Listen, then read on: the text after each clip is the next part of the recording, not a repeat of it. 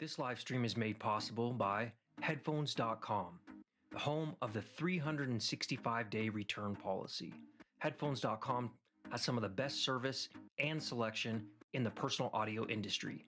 Visit Headphones.com today for all your personal audio needs. So anyways, back to what I was saying. Welcome, all of you. It's good to see you. JTB, Twin Gwyn, T, Brandon, Ollie, Snap, Click, Christopher, Lone Star, Martin, The Last Rhino. Gosh, you guys, it's good to see you all again. 2 days in a row. Arthur, Plain CDR, good to see you again as well. Mark, what's up, man? Good to see you. Awesome. Anybody I missed from the beginning when I was dealing with the tech audio stuff? TT, good to see you, man. Ray Rod, Raise Your Family, good to see you. Man, just all of you guys. Lone Star, thank you so much for showing your support and being here with me today. I appreciate it. All the way from the Netherlands, Lone Star. I love the Netherlands. One of my favorite places. Brandon, what's up, dude? You love the Baby Yoda figure? Yeah, man, I love that too. I got that for my daughter, actually. But I think I probably utilize it more than she does. What's up, Ben? Good to see you, man. All right, cool. So I think I got most of my highs in. If I missed you, hello and welcome to the Clear First Impressions live stream. So I picked up these headphones from headphones.com and I just got them in a couple days ago. So a lot of this is going to be truly first impressions. I've been listening to them almost nonstop, of course, giving myself time to do other things in life, you know, eat, take breaks, and, you know, edit some video, although I've been using them to edit video quite a bit too. So they are pretty fantastic across the board, in my opinion, so far in my experience. So how many of you guys out there, just curious, how many of you were owners of the OG Clear? Just, you know, drop me a little comment and let me know if you were an OG owner, because I'm curious how many of you actually also had that headphone, or how many of you have it right now too. Thanks, JT. Yeah, it's pretty cool. It's actually two backgrounds. This side is one different background, and this side, so weird to always do that and point. They're both actually two different backgrounds, and they're both UV reactive, so they're kind of fun. I have been to Amsterdam, actually, Lone Star. It's one of my favorite places. I've been there many times. I've been there a few times as a youngster with my parents, and then I've been there a couple times as an adult, which is pretty sweet. I love the Van Gogh Museum is one of my favorite things there. Looks like TT used to own the Clear OG, now the MG. Nice, very cool. Yeah, Clear Professional Snap Click. That was a great one. I got to review that thanks to Christopher. Christopher, actually, thank you, brother, for letting me review those. I really love those. Those were fantastic. Christopher's listening right now on the Clear MG Pro. Martin, you didn't own it, but you're definitely a Focal owner. I know that you like Focal. Let's see. Cool. So we have a few owners, our current and previous. Also, too, I have a whatchamacallit turned on for this stream. So if you want to show support for the stream, you can always super chat. You don't have to, though. There's no need to, but it does help support the channel. Let's see. Raise Your Family. You have the OG Clear almost 1 year, still in the honeymoon. I mean, honestly, the OG Clear was terrific sounding. I probably think it's one of my favorite, you know, Focal headphones, along with this one that we're going to talk about today. I had no real issues with the OG. I thought it was terrific. These Clears MGs are awesome. Almost bought Radiance, didn't even, yeah. You know, I also have the Radiance sitting here too. I got that in also. I picked that up from headphones.com as well. So I needed a close back for streaming when I was having streams, you know, with other people and talking, and I needed to hear their audio because I was getting a tiny bit of audio bleed, which was kind of messing with it a little bit. So I grabbed the Radiance, and those, such another beautiful headphone. Haven't had a lot of listening time with them yet. Got them the same day that I got the Focal clear, you know, so I've been really focused on listening to those primarily. Big yes for Amsterdam. Cool. Looks like Rio, yours are on their way. Awesome. Okay, good. So I think to get started with this, since we've got quite a few of you watching, and I think let's talk about a little bit the overall technology a bit, right? So there was a few things that were done, you know, differently. So we have a new driver. We've got an updated driver that's 100% magnesium now. So it's not like before where it was an aluminum and magnesium. So that's pretty cool, right? New technology is always pretty neat and interesting to learn about. So one thing I think I read. Oh, Christopher, thank you, brother. Thank you for your super chat, man. Thank you, dude. Seriously, I appreciate that. That helps out a bunch. Hard drive space for filming, coffee, and you know, stuff for my daughter too. It helps. Diapers money. So thank you, brother. Appreciate you. Is Radiance good close back to partner with MG, or should I go Stellia? You know, I'm going to have to defer on that for a little bit because I haven't spent enough time with the Radiance. But if you can afford the Stellia, I mean, the Stellia is gangster from what my understanding is. I'm waiting to get those in for review, but that's top of the food chain in closeback for Focal. So, you know, if you can afford it, why not? So let's talk a little bit about tech real quick. And first of all, one, I think these pictures are hilarious. Well, I mean, I don't know why they couldn't make this guy smile a little bit. Like, he just looks so serious. It just looks, I don't know. The headphones look great, though. The headphones do look great. Sorry, I'm just poking a little fun because I am a professional photographer for a living, so I got to have a little bit of fun with that. So, all right, so let's check this out. So, first of all, the look of these headphones, in my opinion, and the Clear Pro is stunning. I just think Focal knocked it out of the park with the design of these headphones. I really do. I think some people will say that maybe this one's a little too flashy, but you know, that's why you've got the Pro version. If you can have a, you know, a black and with some red accents, then you can go for the more low pro, low key look.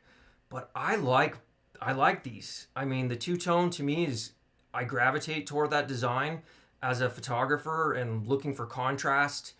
I think they look fantastic. And I also really love the Pro version too, as well.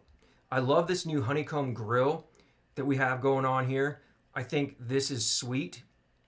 And I'm going to talk to you a little bit about my sound impressions on this in a second, and why I think this is actually also giving some pretty cool audible sound differences. There you go. This picture's a little better of this dude. He looks a little more like, yeah, what's up? I'm badass. It's a little pose still, but it looks pretty cool. I do like how they coordinated his clothing with the color of the headphones. That was good. So basically, we've got a new driver in here. Whoa, thank you. Thank you so much for your super chat. I don't know how to pronounce your name. Is it Suebib? Thank you so much. Appreciate you, man, for that super chat. Excellent, excellent. Appreciate your support. Thank you. You rock.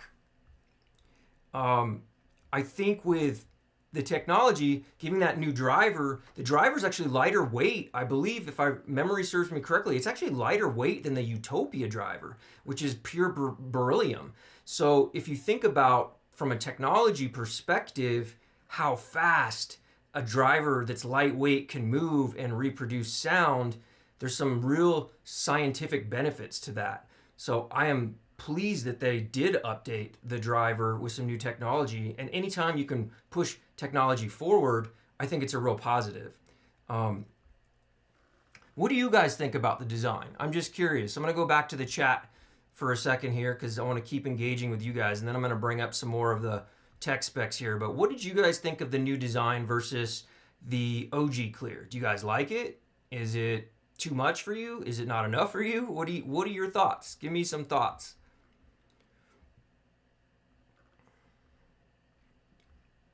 That's funny. Do you need a big long neck for that kind of picture? Yeah, I think they are not flashy. I kind of agree with that statement. I think they're more elegant looking. They remind me kind of like of a two-tone Rolex or like a really nice watch that's two-tone. I kind of get that feeling. And they're kind of like almost like a coffee color in a way.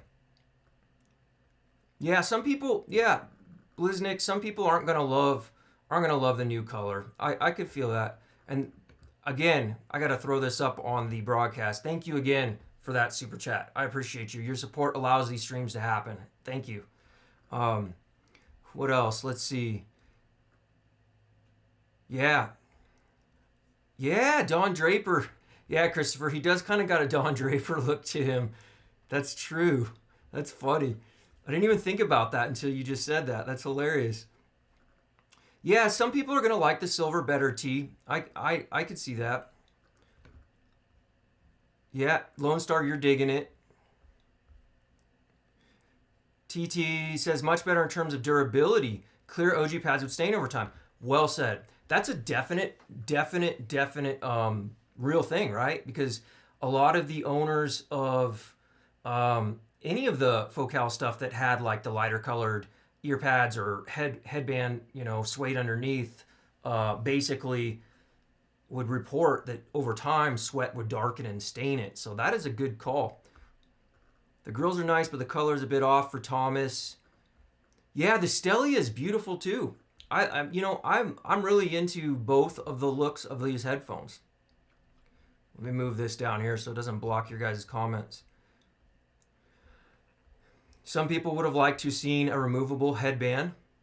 That's, yeah, I guess that, I know you can get too though, Blizz, you can get like wraps that go around them too. It's not, you know, maybe the perfect solution for everybody, but you can. I know Martin uses a wrap around his.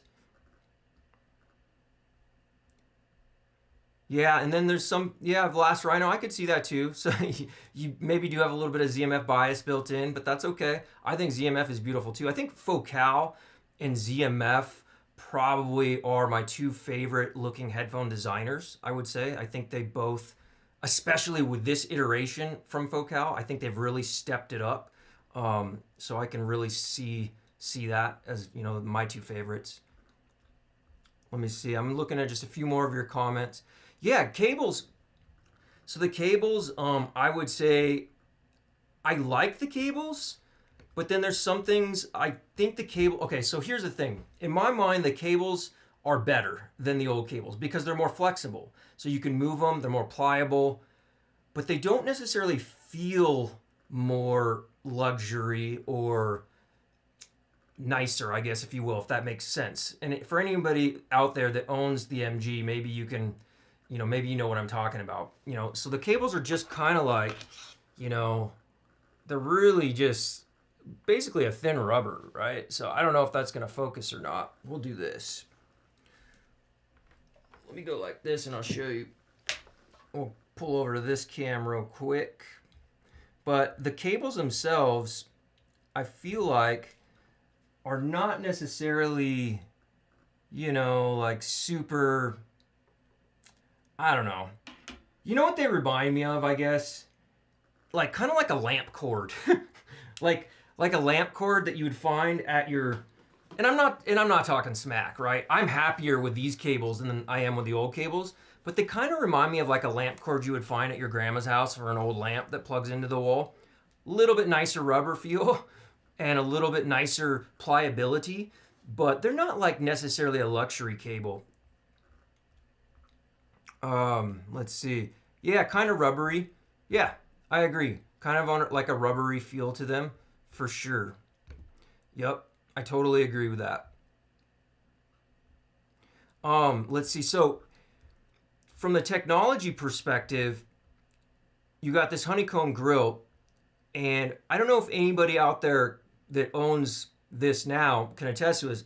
One of the first things I noticed about the Clear MG versus the old Clear Professional that I demoed for a few weeks from Christopher was they sounded a bit more open to me. Like they had a little bit more of a spacious sound to them, which I love because, you know, a lot of Focal headphones in the past could seem a little bit more, you know, smaller in their staging and less open sounding. So I kind of really enjoyed that. And I think some of that has to do with maybe the tuning, as well as maybe the driver, and as well as maybe the grill, because the mesh is a little bit different looking as well underneath the honeycomb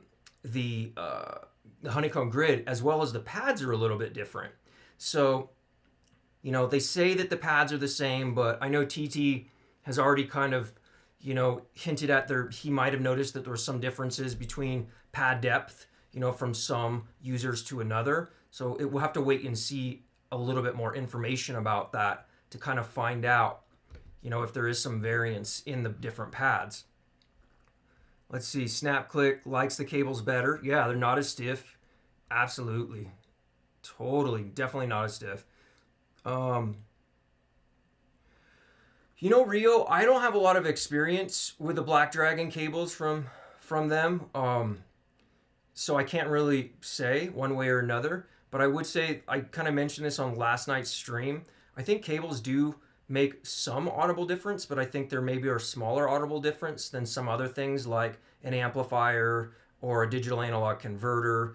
But I do think from a perspective of style, usability, material, craftsmanship, I think that's where cables really kind of take a step up, in my opinion.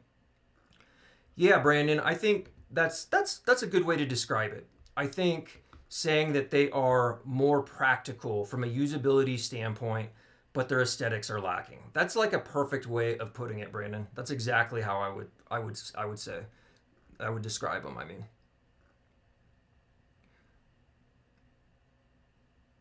Yeah, updated the stock. Yeah, that's funny. Yeah, TT, you can get, yeah, exactly. So you can always upgrade the cables. Now, one thing I did like, I would say, about the MG versus the Clear Professional offering, MG, so you actually get a balance cable. So for me, I was debating on which one I should order, right? Because I probably normally would lean more towards the black and red, but I just wanted a cable balanced right out the gate, and I didn't want to spend any additional money. So I figured, you know what, I'll just go with the Clear MG and just see, you know, what it's like from a looks when I get it in my hand. And I like the balance cable connection because I have several digital analog converter amp Roon endpoints from matrix-audio. I've got 3 now. And each one of them, well, actually 2 of them have a balanced out, right? So my matrix-element-X has a balance out, and then my i3 Mini 3 Pro also has a balance 4.4 Pentacon. So I have an adapter that runs to a balance. And you get significant more current as well as power out of those 2 connections. So I was looking for, you know, a great way to give the Clear enough juice, if you will, out of those units that normally don't have a lot of power for, like, say, a 300 ohm headphone and don't sound the best. And what I can say is I've really enjoyed them straight out of those matrix units with the Clear and the balanced cable. So that was something already that I found a benefit to this Clear, because they're very easy to drive. They're only 55 ohms, you know, so you can drive these out of a lot of simple things, from like a Dragonfly Red, you know, easily, or BTR3 sounds good out of those. So, I mean, it's pretty impressive how easy these are to drive compared to a 300 ohm headphone. Mark, thanks, brother. Thank you so much for the super chat, man. Appreciate your support very, very much. Let's add this to the broadcast and see what it says. Sorry, off topic. Would really like to know your thoughts on potential ship purchase Bifrost 2 versus the Gumby with maybe Molnir amp, own Stelia, Aria, and have VC on order. Thanks, man. Love your reviews. Thank you, Mark. Appreciate you, dude. Thank you for saying that. So we'll veer off topic real quick. Thank you so much for that super chat again. So the Bifrost 2, I would say, based on my my studies and research, I would say the Bifrost 2 is probably a better bet than the Gumby. You're getting the majority of what the Gumby is going to do. You know, and the Mjolnir, from what I've also studied and read about, as well as my discussions, especially with Pro Falcon, because he owned that amp for years, has awesome slam to it and great overall sound performance. Let's see, you own the Stelia Aria and have the VC on order.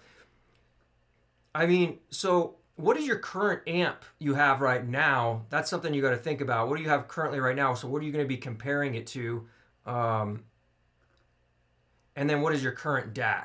So let me know that in the chat so I can kind of round off that question a little bit better, because I think that's important to know. And what more are you looking for in your sound system? Like, what are you trying to create? Do you want more warmth? Do you want more bass present? Do you want more dynamics? Do you want more treble? Do you want more mid-range? Do you want better staging? You know, so give me a little bit more info so I can better answer that question for you. Yeah, Ray, I think the balance cable does help. I really do. I mean, especially if you have an amp that performs better with a balanced connection. Yeah, that's a good call, Christopher. They might be updating that. So, you know, so it might be worth the wait. If you don't want to get the Bifrost, you might wait to see if Shite Audio is going to put out something new in that realm. Yeah, they do scale, Teppo. I do actually find they do scale, and they sound really good. I mean, back to like the sound impressions around them, I think that they sound more open than the original Clear.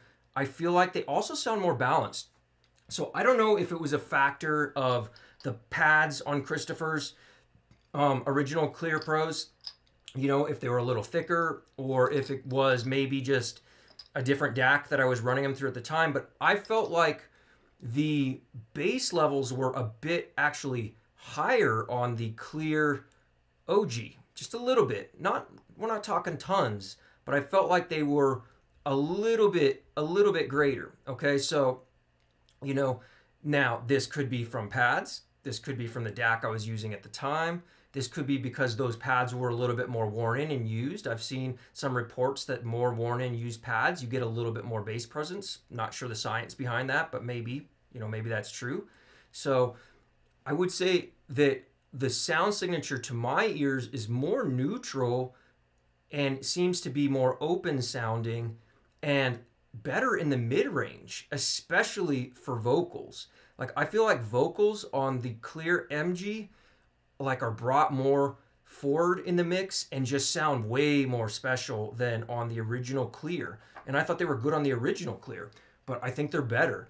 Now, this is still, in my mind, compared to a lot of headphones, is still a pretty intimate stage, but it sounds more open. Christopher, what do you think, man? I know you've had both, and you may still have both, to AB. Did you find the Clear Pro to be a little more open, MG version versus the OG? I'm just curious on your thoughts, because that's kind of what I'm hearing right now. So it looks like, I'm going to go back to your question mark. It says, looking for more stage, slam, and bass. A little more warmth while keeping good detail and imaging. So I don't know about the staging of the Mjolnir, if that's like known for really incredible staging, but I know that it's pretty darn good for bass and slam, and it has decent warmth from what my understanding is. You know, another one too to think about, depending on the DAC, is the ZMF pendant, because that's also pretty incredible. And believe it or not, it does sound pretty darn good with the Clear MG. So I was listening to that today before the stream, and off the 8 ohm tap, you know, it sounds fantastic. So now with that, you're going to want to roll tubes, because the tubes that the pendant SE or OG pendant from 2020 version that I think there's a few left you can get on sale for under $2,000. Those tubes are glary. They have some glare, the JJ Nos tubes.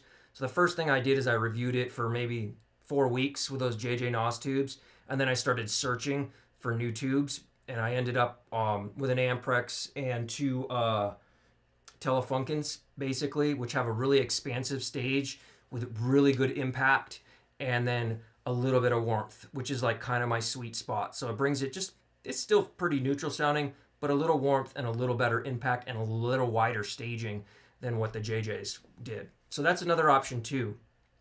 You know, and ultimately, the thing is, you know, you're never really going to know until you get your ears on it and hear it, Mark. So, you know, shit does allow for a 14-day return policy. You do have a little bit of a restocking fee, but if you did end up getting that amp and you didn't love it, you could always return it. I'm not quite sure on the Pendant SE though, what that looks like. I'm not sure if they've updated to having a return policy on amps. I know on headphones, Zach had talked about a 10% restock fee, which is pretty fair considering a lot of places are higher than that. Sounds like, Christopher, you agree 100% with a more open sounding. Okay, cool. So my ears are, we're in connection there because my ears are hearing that. And the mid-range too, right? It's sweeter sounding, right, than the original, which as a mid-range lover, I dig that part because I love vocals. Like, I've been listening to a ton of vocal-based tracks with these because I'm drawn to that more so. When headphones play well to the vocals, I'll go to that more. Let me see. Hey, Scott, don't worry, man. Thanks for being here. No worries. Better late than never, I always say. Yeah, Mark, you were using the RME. So I've been listening to the Topping D90, which is an AKM chip. It's different than the RME, but, you know, it is a similar DAC chip. And I think the clear sound pretty darn good paired with those. They want, to me a lot, I don't know, to my ears, the D90 doesn't sound bright. It actually sounds pretty smooth compared to some other DACs, and it actually has, I think, what we would call faster transients, so like, you know, quick punch to it, and I actually enjoy it. So I don't have any issues, and I know that those two sound similar, so, you know, take that for what it's worth. MG also has smoother and better tonality. Yeah, it does. It is sound smoother to me, Christopher, for sure. I think one thing some people may complain about, and what I've read about, is complaints about the new clear MG versus the OG is like cymbal hits maybe aren't as defined, or strings maybe don't have quite as much energy, you know, sharper strings, you know, plucks on guitar strings, violins. But I'm kind of like torn on that because I almost prefer the new signature because it's smoother across the board. You know, I could see for some music maybe why some people would want more energy in those cymbal hits, like, you know, like maybe with jazz or, you know, like a lot of string-based music, you know, but for overall, right, like all genres of music, I think the improvement across the board to my ears is actually, it makes it more of a virtual player with all of genres of music, if you will, if that makes sense. Hopefully you're following you're picking up what I'm putting down. Hopefully that makes sense. Let's see what else. Mark, I know a lot of folks are torn on the A90 to be calm. Yeah, the A90, man, Scott, I would say, so I might have meant to say D90 instead. I was actually talking about the DAC, but the A90 paired with the D90, which is similar to the RME, right, is a pretty decent pairing. The staging is kind of small and compressed. So the one gripe, there's a couple gripes I have with the A90. It's not a bad amp. Not as bad as people make it out to be anyways, and it's also not the best amp ever, which some other reviewers make it out to be. So let's be real, okay? Let's just talk honest, because that's what this channel is all about. Let's be honest. I'll give you my impressions, and I'm open to yours. You know, I'm always open to other people's impressions. The A90 has a little bit of a flat staging, right? So what I mean by that is, like, if like the stage is here, it's flat and you can see that stage and the details are presented across that line, right?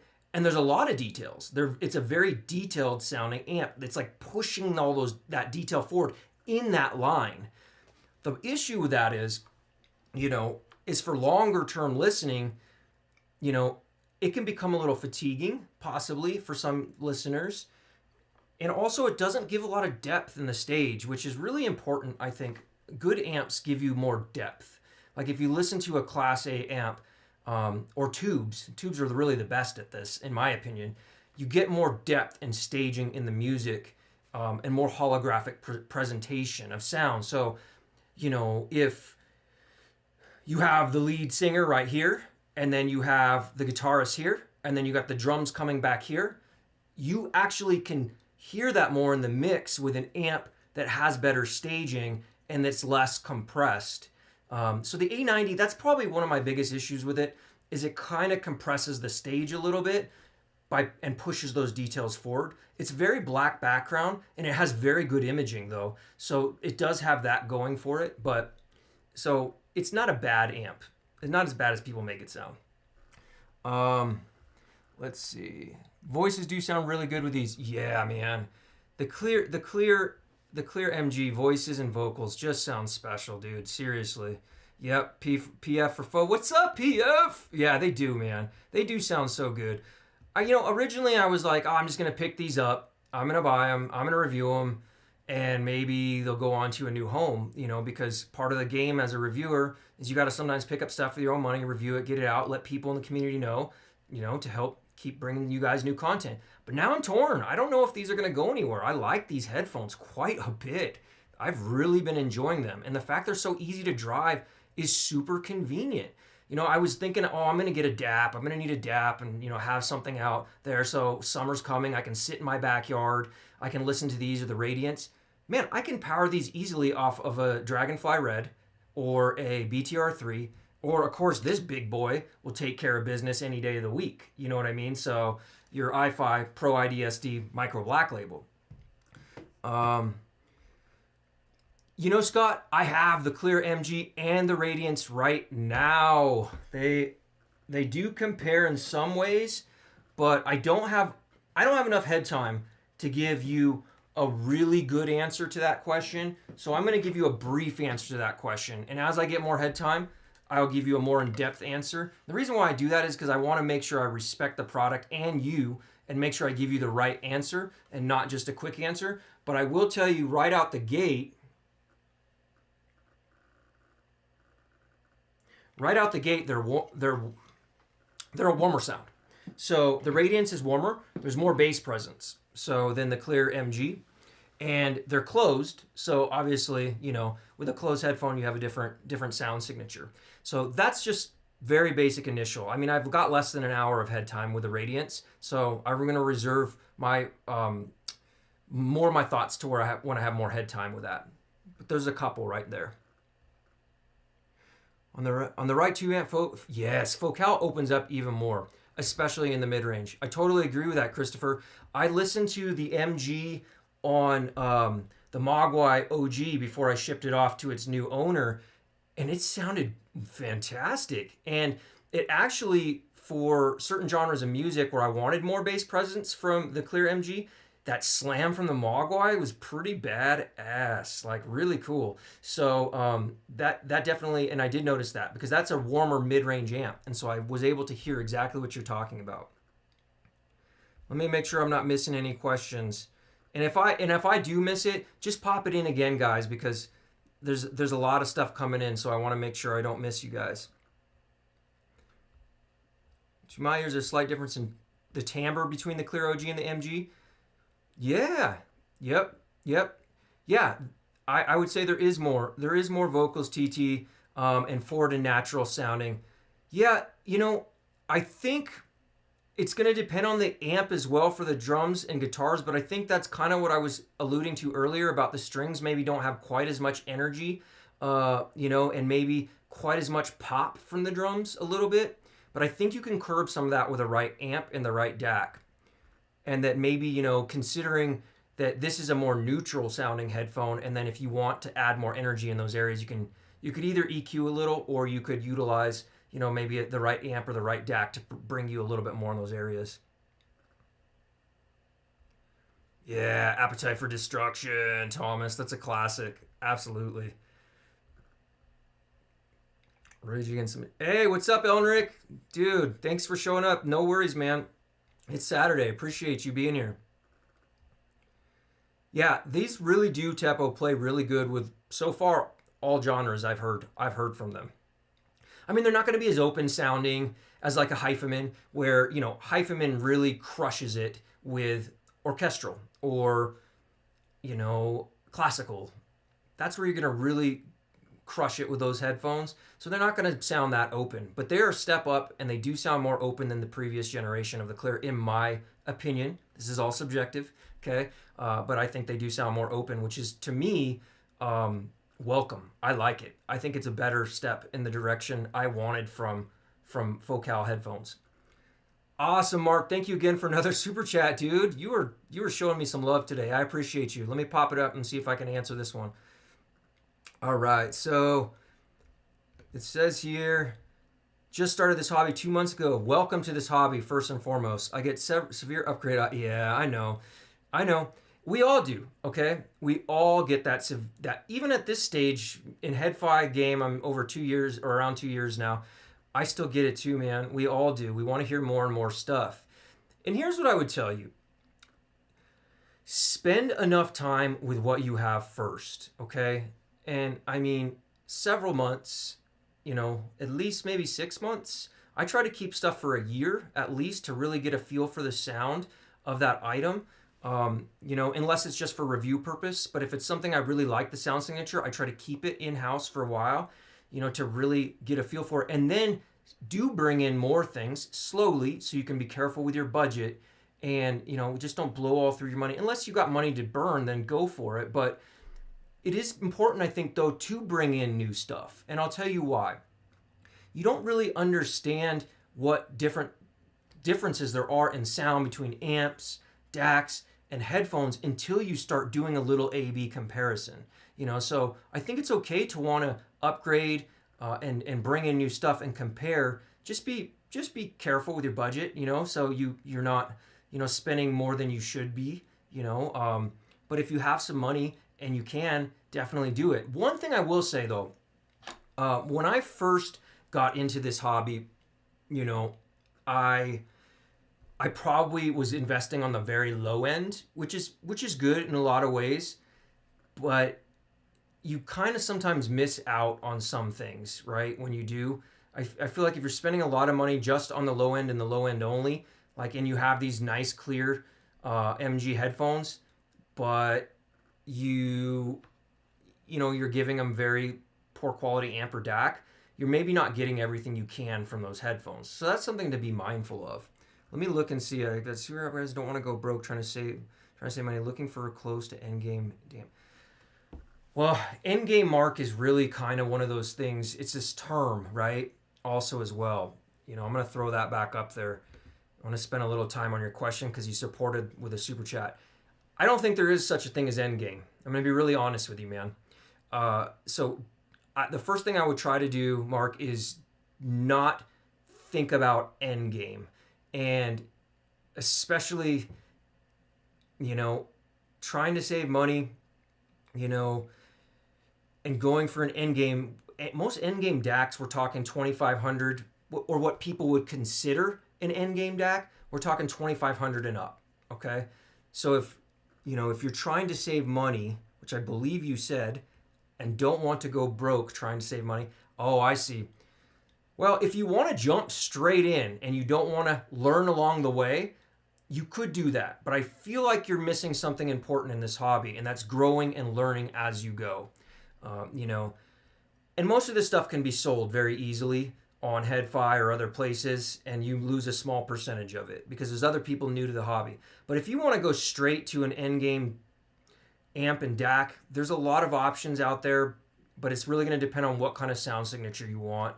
I really like the matrix-element-X for a DAC. I know the Yigi is very popular. The May is extremely popular. The Chord TT2 or Chord Hugo 2, those are very popular. Those are all some people consider to be what could be close to end game. But we're talking thousands and thousands of dollars. So you have to let me know what you think your budget is, Mark, and I can try to spend some more time and answer that too. Hopefully I answered that too. I'm trying to respect these super chats and make sure I do a good job. And if I miss something, follow up. Give me another question, and I'll get back to it. Yeah, I've heard good things, SnapClick, about the GSX Mini.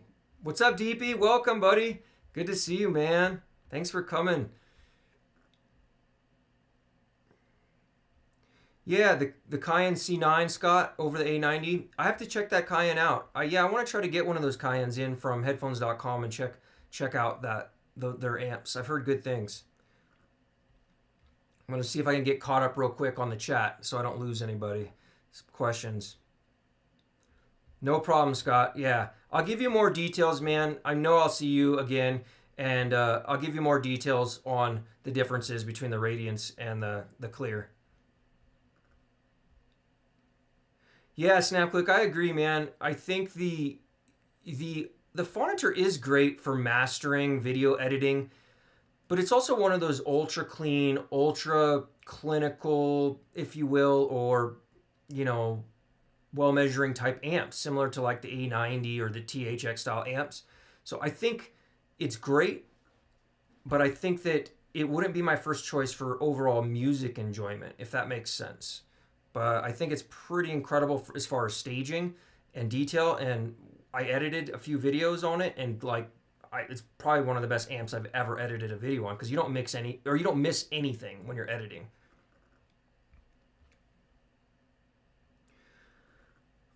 Clipping. Good question, Ray. I haven't noticed any clipping yet. Not to my ears. The only thing I've noticed is walking on carpet. And I could actually get a little static that goes up through, and I could hear that in one of the drivers. That's the only thing I've noticed, and then I got a little nervous. I was like, oh, maybe I should never walk in my house again on the carpet with these. So other than that, Ray, I haven't noticed any clipping yet. But once again, I'm only 2 days in, so initial impressions, I reserve the right to later update if I do hear clipping from them. But so far, so good. Any clipping out there for any Clear MG owners? Anybody?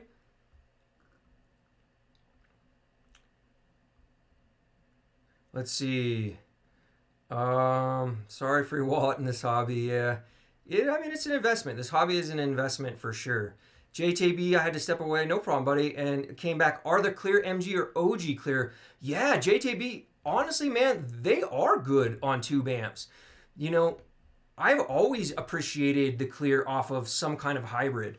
So whether it be like a very affordable Cavalli tube hybrid from Drop, I think you can get them on sale for like $200 or less, or the Lear 3, or the Pendant, or the Mogwai OG I've been listening to. I actually prefer them off of tubes, but I prefer pretty much almost any headphone I've ever heard off of at least a hybrid or a tube amp.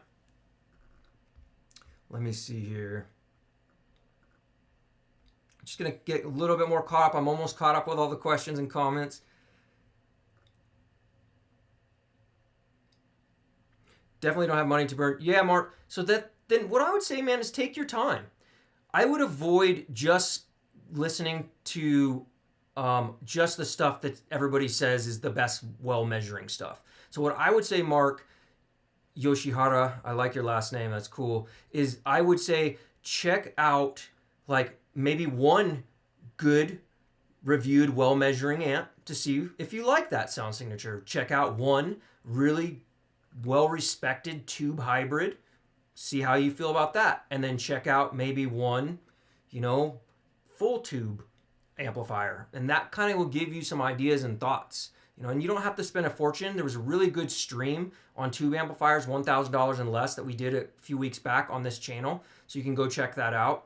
And there's also really good solid state amps that you don't have to spend a fortune on either. As far as DACs, I think at a certain price point, when you're going through that upgrade period, you get more growth and performance out of a DAC after $500 or $1,000, and then the lower end DACs kind of closer to the 100 to 250 range.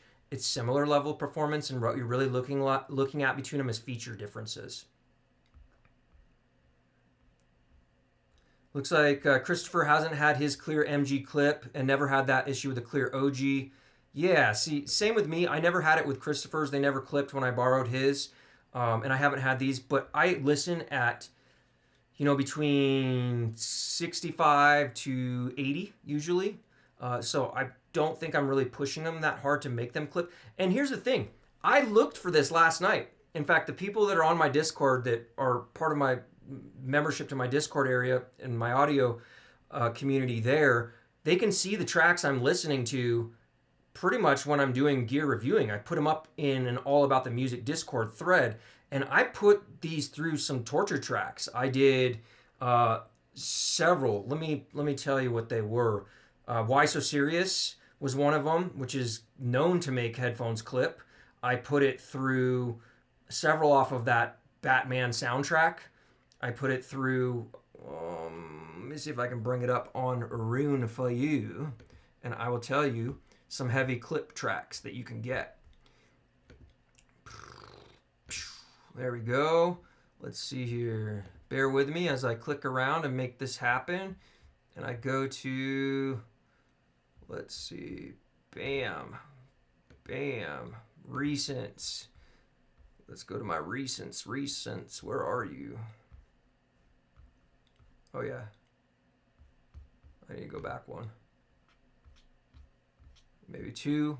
So basically I was putting them through, there we go. So recent activity. So where are we at? Now I wonder if it's going to show up because this was on my phone. Yeah, it's not showing up because I was listening to it on another place. Oh, played. My bad. Played. There we go. All right. So here we go. So this playlist I have here, this HE1000 SE WOW playlist, it's become kind of a catch-all playlist, not just really about the HE1000. Oh, Scott, man, thank you so much for another super chat, buddy. Man, you're really taking care of me between last night and today. Thank you so much, brother. It says, I have some drinks on me. Also hit me up. Yes. Yeah. That would be great, man. Yeah, Scott, I was going to say, hit me up at mrhifiReviews.com. Just send me an email there, and let's connect for sure. And anybody that wants to reach out to me and connect with me, add yourself to my email list on my website, mrhifiReviews.com, and just shoot me an email. You can email me right there, and I'm always going to try to respond, just like I do on all of my comments on these videos. I always do my best to try to respond to each and every one of you guys because you guys are important. This is us. This is our community together, and I want to respond to everybody. Thank you so much again, Scott, for that super chat. To me, that helps, man. I appreciate it. Seriously. You rock. So, okay, so here's some tracks. This is not Inception time. The Dark Knight, Why So Serious? I pushed it into the clear at normal volume listening levels. The Dark Knight, Aggressive Expansion. And then there was, what's the other one? Oh, yeah, Inception, Mombasa. Man, that one punches hard. So if they were going to clip, I felt like they would have clipped on Inception, Mombasa for sure. So I haven't had that issue yet. I wanted to go and give you those tracks so you could, you can test with your own gear because I know Inception Mombasa for sure is one that is known to make headphones clip. So just a little tidbit info. Hopefully that helps. Let me get back to, get back here. There we go. And come back. Bam. And back to me. Oh, there's that guy. Hi. All right, let's see. So, endgame is attainable at any price. Yeah, that's true. TT, endgame could be attainable, really, at lower price points. But here's the thing. Once you start hearing better gear, that's why I say endgame isn't a real thing, because you just keep hearing more and more stuff, and you become, exposed to better gear, and you realize that is endgame really a thing? So the truth about endgame is when you just want to be happy and stop searching for new things. There's your endgame. But if you keep searching, I don't think you're ever going to reach endgame. That's just my opinion. Let's see. Let me see. Have you listened to the MG with the arch? No, T, I haven't listened to the MG with the arch. And the arch, I believe, has been discontinued, and it's going to be replaced. So there should be something new coming out soon. I saw that somewhere. I was reading it the other night.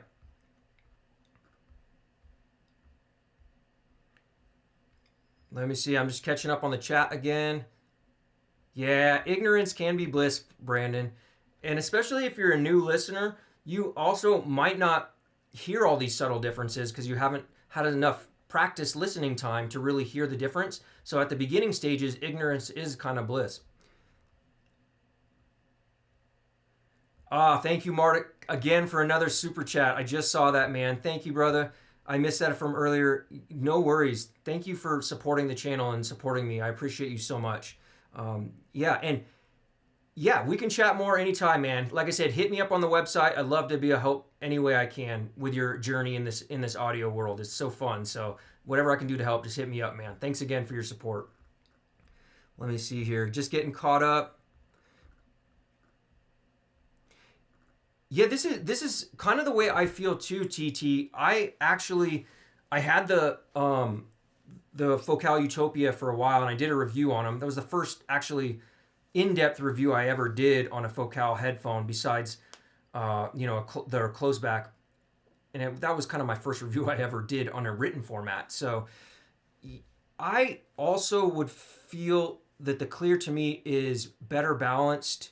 It doesn't perform at the same level as far as imaging, detail, stage presentation, although I think the Clear MG sounds more open than the Utopia, if audio memory is serving me correctly. But I feel like the overall timbre of the Clear MG better suits my listening preferences as well. However, if I was listening to the Utopia maybe on the right tube amp, maybe my opinions would change. And at the time I reviewed him, I did listen to it on about 4 or 5 amps, but I didn't hear it on like a super end game tube amplifier that maybe would have given everything I wanted for the Utopia. Let's see. Elnrick has a question. Great question. Which amp do you like most with the MG so far? I knew I was expecting that question, and it's tough because it's still so early on, right, Professor? It's only like 2 days with them, right? So I would say so far, if I was to say just kind of after 2 days, I really like them with a pendant. I really like them with a Mogwai OG. And then if I was looking at solid state, I actually do like them with I guess it's still a tube, the Lear 3 also. And, if I also am looking for maybe a more relaxed listen, the Asgard, the new Asgard, the Asgard is a little more chill, but it still sounds really good. And it's 500 milliwatt Class A. So you get some of that Class A flavor, if you will, and you're listening. And that's a real affordable amp. That's $200. So I also am enjoying that. But to be honest, I've enjoyed most of the amps with the Clear MG so far, Professor.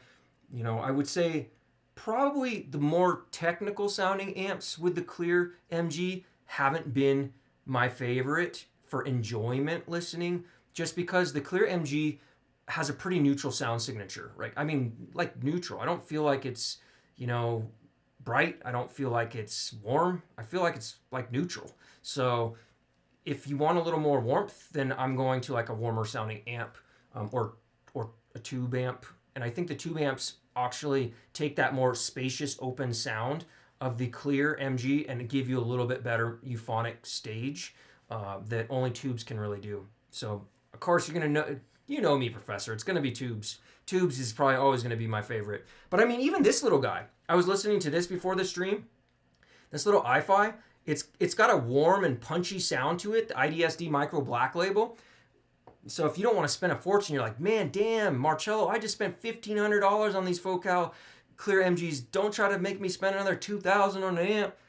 This can be had for like $500, and it's portable. It's got a really nice, smooth, dual chip Burr Brown DAC in it, that's pretty sweet. And if you're a closet bass head like some of us are, and that enjoy bass at times from our electronic music, you got this fun little switch, X bass, bam, so there's that. You don't have to spend a fortune.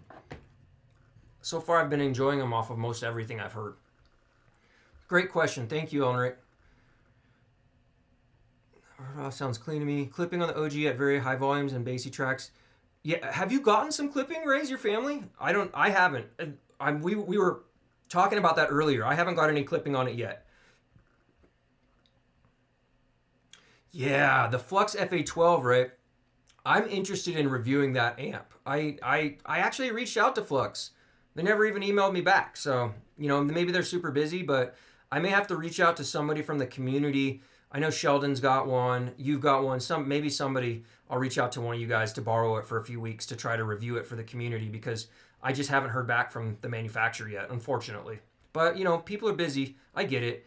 You know, with more people stuck at home, these manufacturers, they've got their hands full. They're building stuff as fast as they can. So, you know, they just may not have a review sample for me right now or something, or they're just too busy.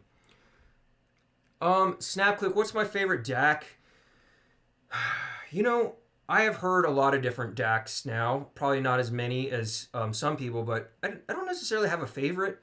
And I was talking about this the other day. I feel like the DAC, to me, what I'm looking for is something that sounds, that has really good imaging, space in between the notes and sounds on the stage, whether it's the singer, instruments, vocals, everything, right? And then detail. I want detail without sounding fatiguing. I don't want it to be fatiguing or glary sounding. And so I really think under $1,000, I have enjoyed the Bifrost 2 and D90. Over $1,000, or even right around $1,000, I like the matrix-element-m. I like the i3 Mini 3 Pro from Matrix. But probably my favorite right now, if I was to pick one, it's the DAC inside the matrix-element-x, their flagship. And I also really enjoyed the Chord Hugo TT2 DAC as well. So those are probably my favorites so far. Starting out, buy used gear from others. Yeah, that's a really good call, Sheldon. You don't have to spend a fortune buying brand new. You can also get some really good deals on used gear, especially if you know the person or you're a part of a community like ours and you've had a relationship where you've known these people for a year or two and you know they're going to treat you right, and you've done transactions or you've lent them gear or they've lent you gear. You know, you can usually buy something from one of them when they want to move on to something else, and you know it's been well cared for. So that's a good call. That's great advice, Sheldon. Good call. Yeah, or Thomas, you can also reach out to dealers. The headphones.com forum will do tours sometimes with some gear, so that's pretty cool. And I know on HeadFi, they do tours that are organized by the manufacturers, so that's also a great way to hear more stuff if you don't want to spend a fortune. Oh, what a pharaoh. Hopefully I said that right.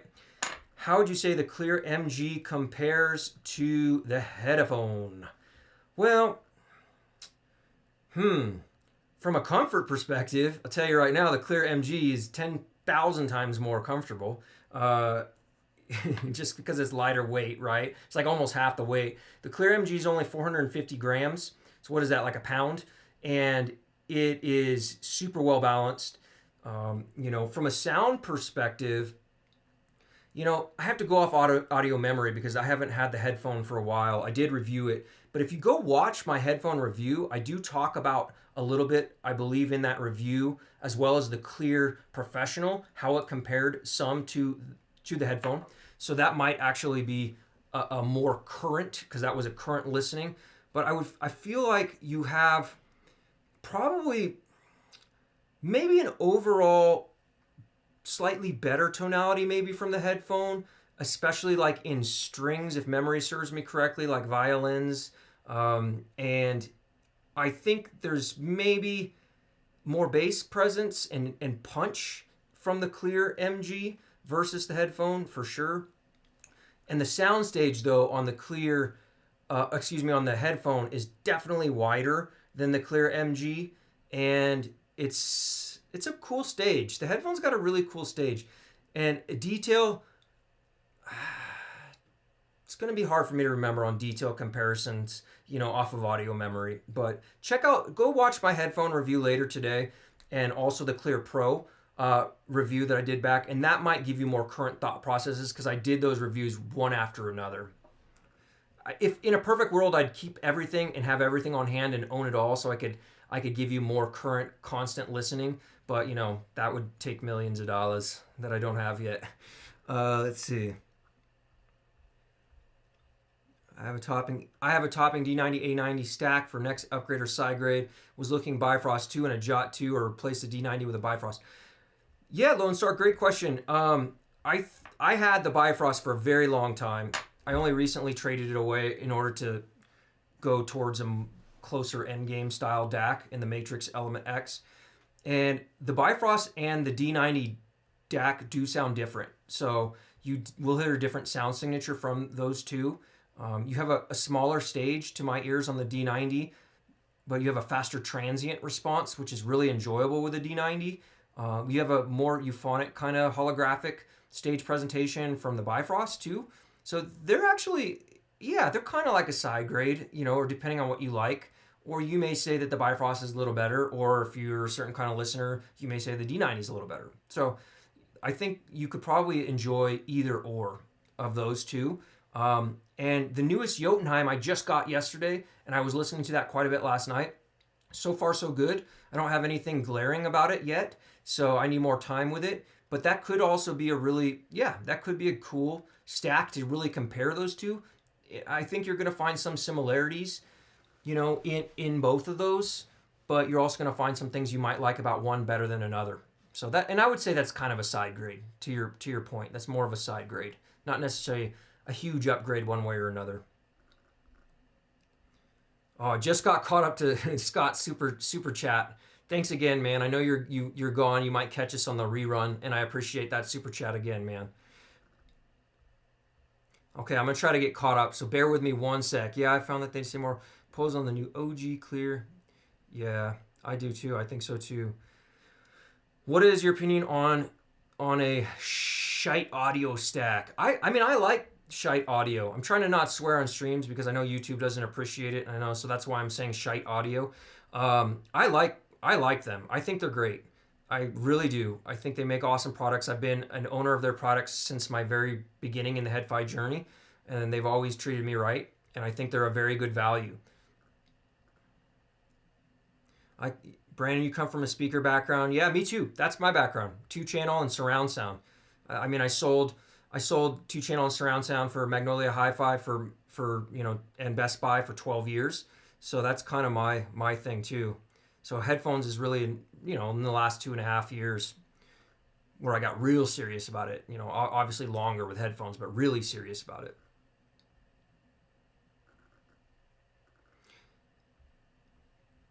I'm checking here. Yeah, absolutely. So great point, Brandon. I'm going to add that to the broadcast. So there is no substitute for listening with your own ears. So what I give is subjective impressions, and what other reviewers give is subjective impressions, and then some reviewers give you measurements. But those measurements don't necessarily always are perfectly accurate because humans can make mistakes during the measuring process. But they're valuable because they do give you some insight to what potentially that headphone can sound like.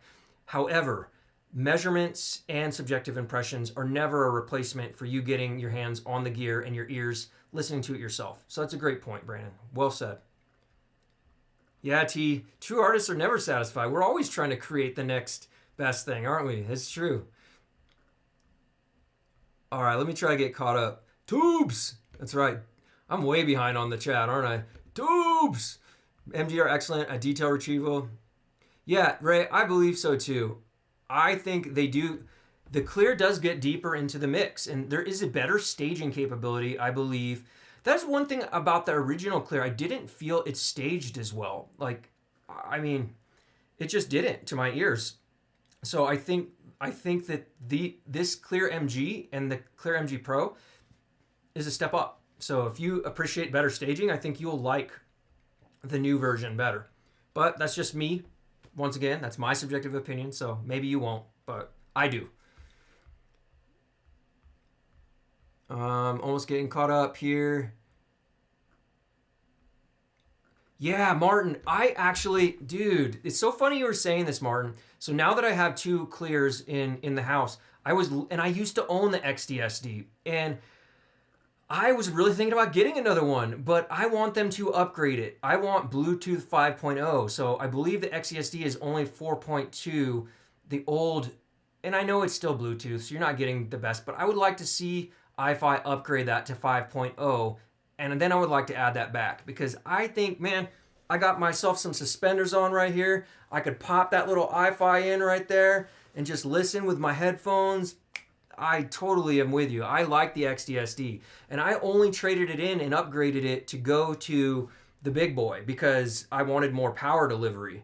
And I love this thing for portable and travel. This thing is, I was considering, oh, maybe I'll sell this, you know, and use some of that money to get something new in. I just don't think I can. I love my iFi, man. So it's probably going to have to stay with me.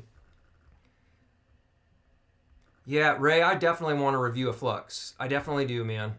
So maybe we should talk offline and see if maybe we can make something happen. Yes, SMA Wah, I agree, man. X bass with the hyphen with a hyphen with planners is really good sounding.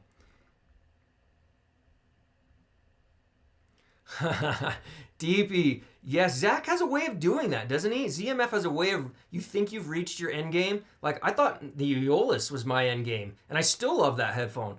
And then I got to hear the Verite Open, and that just shattered, like, my thoughts on the Aeolus being my end game. So, yes, I agree. Man, I love Martin Logan speakers. So I used to sell a ton of Martin Logan speakers back in my days. I love the way those image and create a stage. So yes, I'm a huge Martin Logan fan.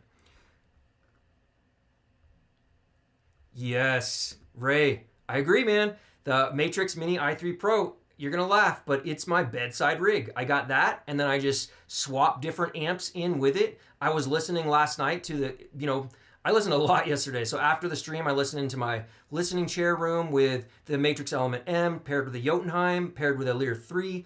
And then I was like, I'm tired. I want to go get ready, just lay down in bed. And then I listened to the Cavalli Tube Hybrid with the Matrix Mini i3 Pro. And then I just plugged directly into the Matrix i3 Mini Pro, listened balanced. I am a fan of Matrix, especially because of what you just said. One of the main reasons is the Roon endpoint. I love Roon, and having a Roon endpoint built into my DAC just is nice without having to go through like the Raspberry Pi situation. Yeah, snap. That is. It is the X Saber Pro is. Let me add that for the viewers. The X Saber Pro is the same DAC as the Matrix Element X. So the only real difference you're getting, at least with my understanding, with the X Saber Pro to the Matrix Element X is the amplification portion and the streaming. So if you're a Roon user though, I mean, it's a no-brainer. You probably want the Matrix Element X. I know it's more money, but for the Focal headphone line, the amp is good with that. It's not like end game, but it's very enjoyable amp with like the Radiance or the Clear OG, these lower impedance clear headphones, or excuse me, Focal headphones are really good with that amp. Now, if you don't want the streaming portion for that DAC and you don't need a Roon endpoint, just get the X Saber Pro, man. You just get the X Saber Pro and you're good to go. And anybody, if you want to get any of this stuff, check video links. Use one of my links. It helps the channel as well. You can support that way. So anytime you can go to any of my videos and you'll see links in the description. You can click on either headphones.com, AposAudio, or Amazon if you like to do business with them, and use any of those links, and it helps support my channel. I earn a very small commission. Sometimes it's less than you would imagine, but every little bit helps, pays for hard drive space and my time to continue to bring you guys content. But yeah, X Saber Pro, if you don't need streaming, solid choice. I love it. Manuel, great question. How would I compare the Clear MG with the Aeolus? So to be honest, when I first get a headphone in for a review, I avoid doing the AB thing. So I can't give you an impression yet for the Aeolus and the Clear MG for an AB perspective. So I'm going to reserve that for the full review, because you will get a full review on the Clear MG. And that will be one of the headphones I directly compare it to, because the Aeolus is one of my longtime headphones, and they're both very good. Let me just put it this way: I enjoy them both, and so far, I would say just quick impressions. I would say the Aeolus is a warmer sound, especially probably in the mid range, and maybe a little bit touch more bass and warmth. But I think the imaging is better, and possibly some of the detail is a little bit better with the Clear MG, but once again, haven't direct compared, so take that with a grain of salt. But that's kind of my early thoughts for you to try to answer your question. I missed the first part of the stream. Matt, what's up, dude? Welcome, my brother. I missed the first part of the stream. Is the Clear MG better than the Utopia because it's new? No. I mean, it's better defining how. Like, it's not better in a sense that, like, it's better for some people. Yeah, definitely better for some people. But from a performance perspective, does it out resolve? Does it out image? Does it out perform from a technical standpoint, the Utopia, no, it doesn't outperform it. The Utopia is still the king in the technical realm. Now, from a tonality perspective, for the majority of genres of music, will the Clear MG play better with a majority of genres of music and without needing like a super high-end amp with probably some tubes in it to really make the sound come to life from the Utopia and maybe help with the upper mid-range, lower treble regions? I think the Clear for less money is better in that sense, and I think a lot of people will appreciate that. So in some ways it is better, but it's different, right? And for some listeners that have endgame amps and endgame DACs, and they're able to spend unlimited amount of money to, reach that synergy, like we talked about last night on last night's stream, maybe the Utopia there's no comparison in that sense. But for the average user, I think it's easier to reach a better synergistic listen with the Clear MG than what you would have to spend to reach that with the Utopia, unless you just love that signature of the Utopia. But that's going to really depend, and you got to hear it because it's a special sound, and there's a ton of things I loved. If you watch my review on the Utopia I did, it'll tell you the things I really loved about it and a couple of the areas that I didn't like about it. Great question, Ray. I kind of hinted at this earlier in the stream, but I'll definitely say it again. I do, with the Focal Clear MG, I can, or the Radiance, I can use the amp on the Element X. I did not like the amp on the Element X with any of my ZMF or my HE6 SE. I'm just glancing over at all my headphones. The Rad Zero did decent, but it needs to be run balanced. It's still not as good, I would say. But with the Focal stuff, I think it's great. I think it's a solid. I mean, it's not endgame, but it's solid. SMA Watt, the HE1000 SE playlist, it's not created anywhere yet. However, I can create it. So it's just something I need to do. I could probably create it. I need to figure out how to create playlists from within Roon for people that's public, because maybe just making it public in Roon, you could see it. Or I can create it on Qobuz, Tidal, or Spotify, because that's what I'm using currently right now is those three services. I moved away from Amazon Music HD to try Tidal out for a while. Not that there's anything wrong with Amazon Music HD, with the exception of they don't implement with Roon yet. So that kind of sucks for somebody like me that just has completely fallen head over heels in love with Roon. So that's one of the other reasons why I wanted to try Tidal, to fill in what was missing on the catalog of Qobuz, because Qobuz's catalog isn't quite there yet. Thanks, Ray. I appreciate you, man. I do the best I can. I just try to give you my honest opinions with my ears and try to help out. Senor, what's up, dude? Thank you for making it. I'm glad you could, man. We try to do it. I love your picture too, man. You just look so badass with those sunglasses, your headphones, and your perfectly well-groomed facial hair. I tried to do this one earlier for all of my friends over the pond, so I'm glad you could make it, man. Christopher, are you out, man, or are you just saying hi? Oh no, okay, you were saying hi to Senor. Good to see all the headphone peeps here. Yeah, that's the way I feel about it too, Elnrick. Professor, I feel the same way. I feel like the Matrix sound is super exciting, very well detailed, very good staging, without getting into bloomy bass or any glare, or it's just not colored. It's very neutral, well implemented. It's probably the best Sabre DAC implementation. It is the best Sabre DAC implementation I've ever heard. Not probably, for sure. At this point, in given time, at the time of this video, it's the best Sabre DAC I've heard. And when I say that, I don't mean that it's like there's other DACs that are better, because I like it equally as much as the core TT2 DAC. It's just a different flavor.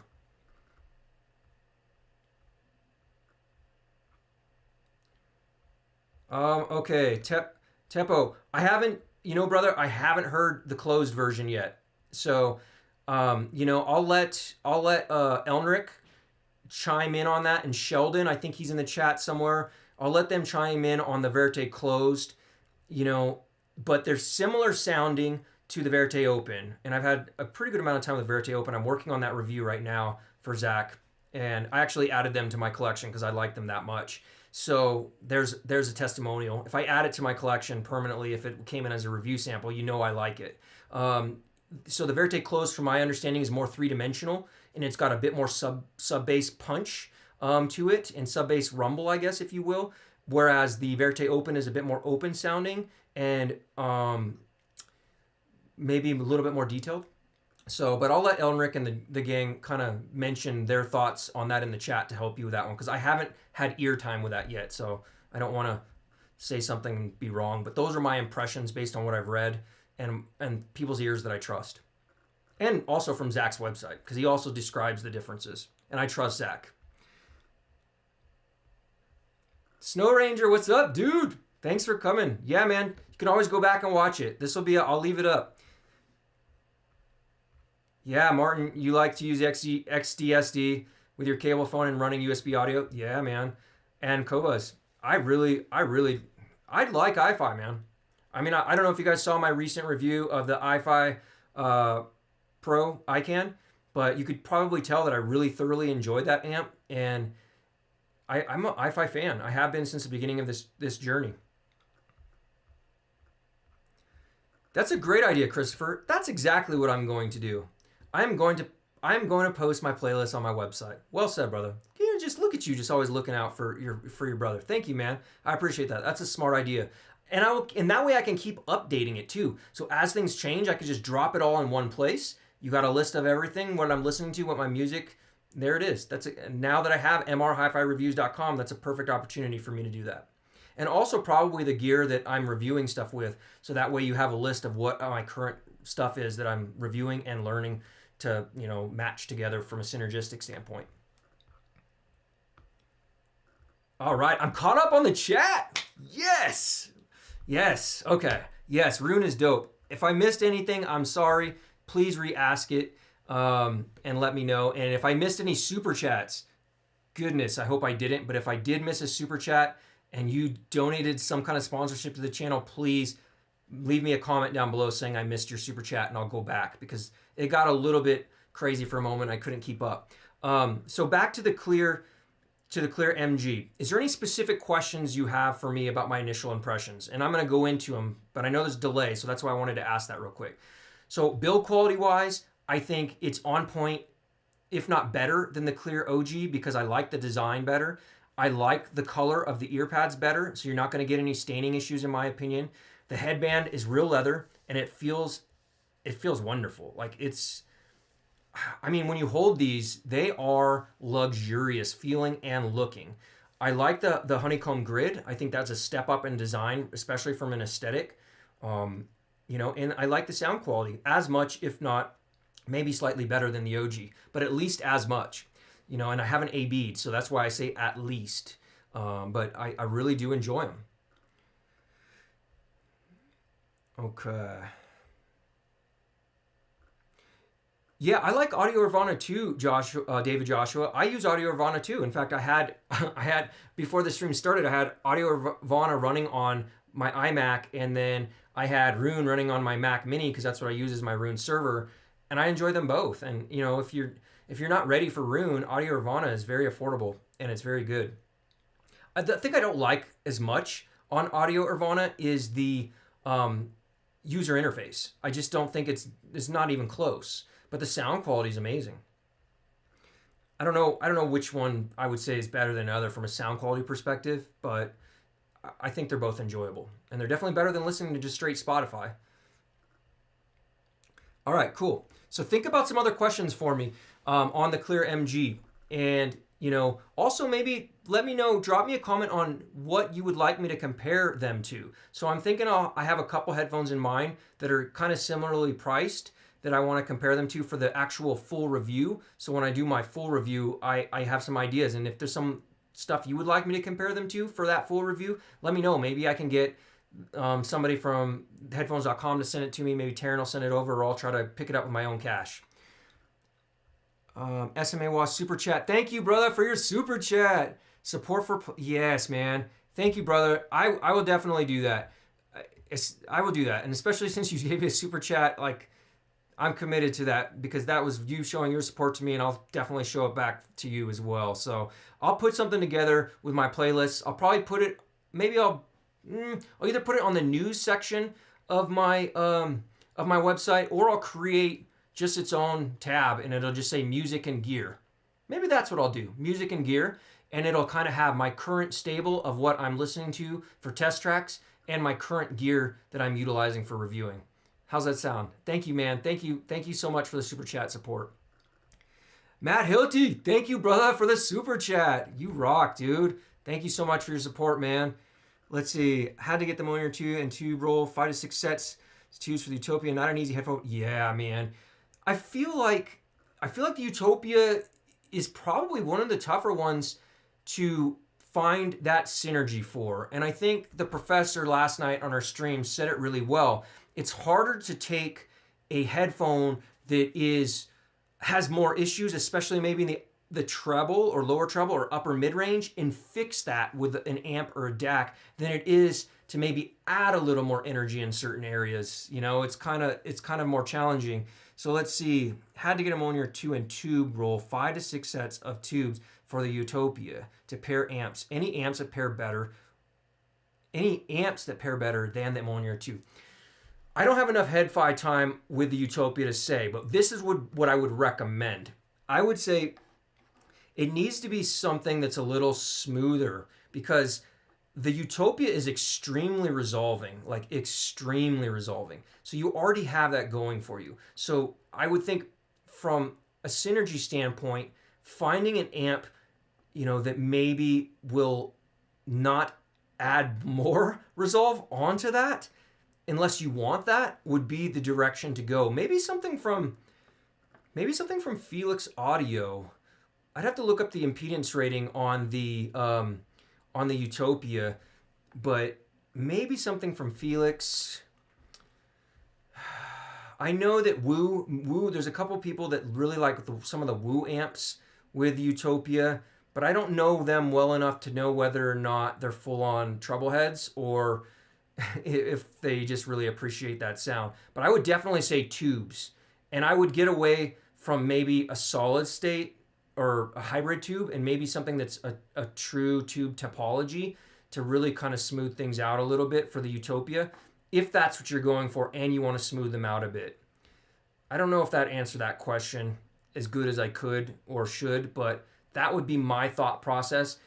And I would say definitely get on the forum with us and jump onto the Utopia thread and see if there's some other people on that thread that they have found a better balance, because the upper mid-range of the Utopia or lower treble region was the big area. You know, some voices on singers could come across a little nasally in my experience with the Utopia, you know, so, but you also gain a lot of other things. But I would expect to really get the best synergy for the Utopia, you're gonna have to spend some dough. I'm just gonna get caught up on the chat really quick here. Do they creak? David's asked if they creak. Let me find out. Yes, they do. Can you hear that? It's very little, but they do still creak a little. So I would say the build is the same for the most part, with the exception of aesthetics and the honeycomb grid. And the driver, of course. Brand new driver is a big difference. Yeah, there we go. That's what I was thinking, Christopher. That's what I was thinking too, is the Euphoria. So now, the Euphoria from Felix, or maybe even the Elise. You know, so the Elise, but I'd have to check on the Elise to make sure it's not, no, it should be okay. There shouldn't be an impedance mismatch on that, because I believe it goes all the way down to 32 on that. And I believe the Utopia is 55. I'd have to look and see. I don't remember off the top of my head, but I kind of am suspecting that maybe something from Felix would be a good match for the Utopia, although I never got to try it myself. But the Euphoria could be as well. Now the Euphoria is more neutral and more detailed, so that would be the only thing I would be worried about. However, it is supposedly supposed to be a very smooth, elegant sound. So keep that in mind. But that one of those two I would try. Yeah, the Bottlehead mainline. That's a good recommendation. I know there's another reviewer that really likes his Bottlehead mainline. And he actually had a good experience with the Utopia, saying that they were very even and sounded very basically without that peak, which I don't know. I've always heard that peak for the couple months I had it, or a month or whatever, and everybody else I heard that peak. So maybe the mainline did do something to kind of help with that area of the tuning. So yeah, that could be a really good recommendation. Oh my gosh, Matt. Yeah, no THX 789 with the Utopia. Definitely not. That's not going to be a good pairing. Yeah. Totally. And I know you're half joking, but I'm sure you listened to it and you were like, "Oh, get these off of my head." Yeah, cuz that's not going to be that's not going to be the pairing you want. Any super detailed headphone that's got that amount of speed, detail and clarity to the sound is probably not going to be well matched with a 789 or a D9 or a A90 from Topping or a Phonitor. That's just going to be a tough listen.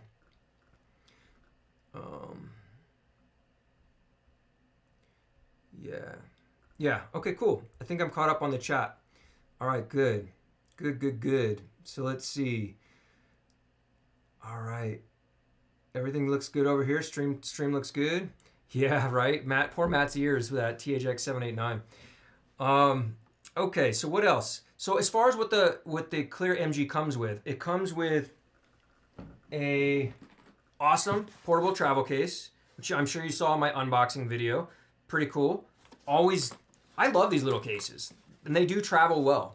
So I have traveled with these cases before. So you saw that for my unbox. Pretty durable. You can put your cables inside, really easy. They come with only one set of pads versus the clear Pro MG version, so that's something to consider. If you want an extra set of pads, you might want to look at that, or you aesthetically might be drawn to the other one. And then it comes with a balance cable, which we discussed at the beginning, which is, it's an alright cable. It's not like super built amazing or anything like that, but it definitely does come with a good balance cable. And then we have just a standard shorter cable, that's great to use with, like, say, a DAP, or like this guy, if you're sitting with it on your lap or on a table, or a Dragonfly, something easy and portable. So it's a short cable though. Like if you're mostly listening single-ended, you're gonna run into a problem with this cable, in my opinion, or you just need to get an adapter or something, because it's really short. I'm talking like short. Like I was listening with single-ended and I can barely get it from here on my desk. Let me see if I can bring this up. So you can't really see my whole desk, but my seating position is right about over here, right? And I could barely reach the cable. So if my head is here, you can see I can barely get the cable all the way over to the Jotunheim. So that's something to take into account if you're mostly listening single-ended. The cable length is not necessarily the greatest on that. So just keep that part in mind, because the length will be an issue. But once again, I don't think it was designed for that purpose. I think it's designed to be like what I was doing earlier today, walking around my house with a Dragonfly in my pocket connected to my phone, or when I wanted to see what it would do with a BTR3, I just had this little BTR3 clipped in right here, and I was listening, and my phone was in my pocket running it Bluetooth to see how it sounded, because I wanted to test it on everything I had in. So I think that's what that cable is primarily for. But yeah, it is short, right, Teppo? It's a short cable. Like, I'm not exaggerating. I think I try not to ever exaggerate, because, some people might take me literally. Sometimes I joke about stuff. Like when I did the headphone review, I joked about the weight, and I think a couple of people took, and I was like, yeah, you can just go work out and do neck lifts. And I put that funny clip of that dude just like pressing weights, and I was like, yeah, you can fix the weight, just pump on. But that was my silly sarcasm humor, and some people I think took that as literal. So I try to joke a little, but keep keep it real so you guys don't think I'm being serious. It's a short cable for sure. Yeah, Focal moved to the clear OG Pro, yeah, Pro style rubber cables. Yeah, that I do like. So the cable on the clear Pro MG Professional, that has the long like intertwined cable instead of these kind of like shorter ones, and that cable's dope because it's super long. It's great from a distance. Now it is a little heavier though, so it can feel like the headphones now become a little heavier, but if you're seated and it's a distance away and it's laying on a table, it doesn't matter, you know. But that's just something to keep in mind if you're standing, like working at a stand-up desk or something, and that long woundy cable, it does add some weight, but I like that cable. That's a nice cable. Yeah, Elnrick, that's funny. Yeah, you gotta wear it as a hat. That's the only way. I mean, you're gonna wear your amplifier as a hat, or you have to wear suspenders, man. And you gotta have it right in the front. Yeah, the BTR3 was warmish driving. Yeah, it's kind of warmish. And I think that's why I was actually enjoying it with a clear, because the clear's so neutral that the BTR3 adds a little warmth. And it sounds actually pretty enjoyable just for Bluetooth. There's Andrus. Andrus has some good ideas for the Utopia. What's up, dude? It says synergy-wise. Yeah, yeah, there we go. Okay, so he didn't like the Euphoria. Probably, I don't know the reasoning, but maybe it was what we said. You know, it was just too much detail on top of detail, you know? So I know Andrus has some likes for his Utopia, and he puts a lot of good stuff on the forum about the Utopia. So definitely check that out. It's one of his beloved headphones for sure.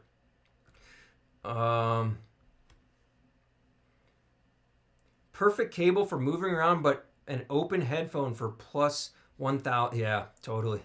Yeah, exactly. It's kind of like ... Yep, you're right, Leonard. True. What's up, Andrus? Hi to you too. You better have, okay, you have better in there, Max too.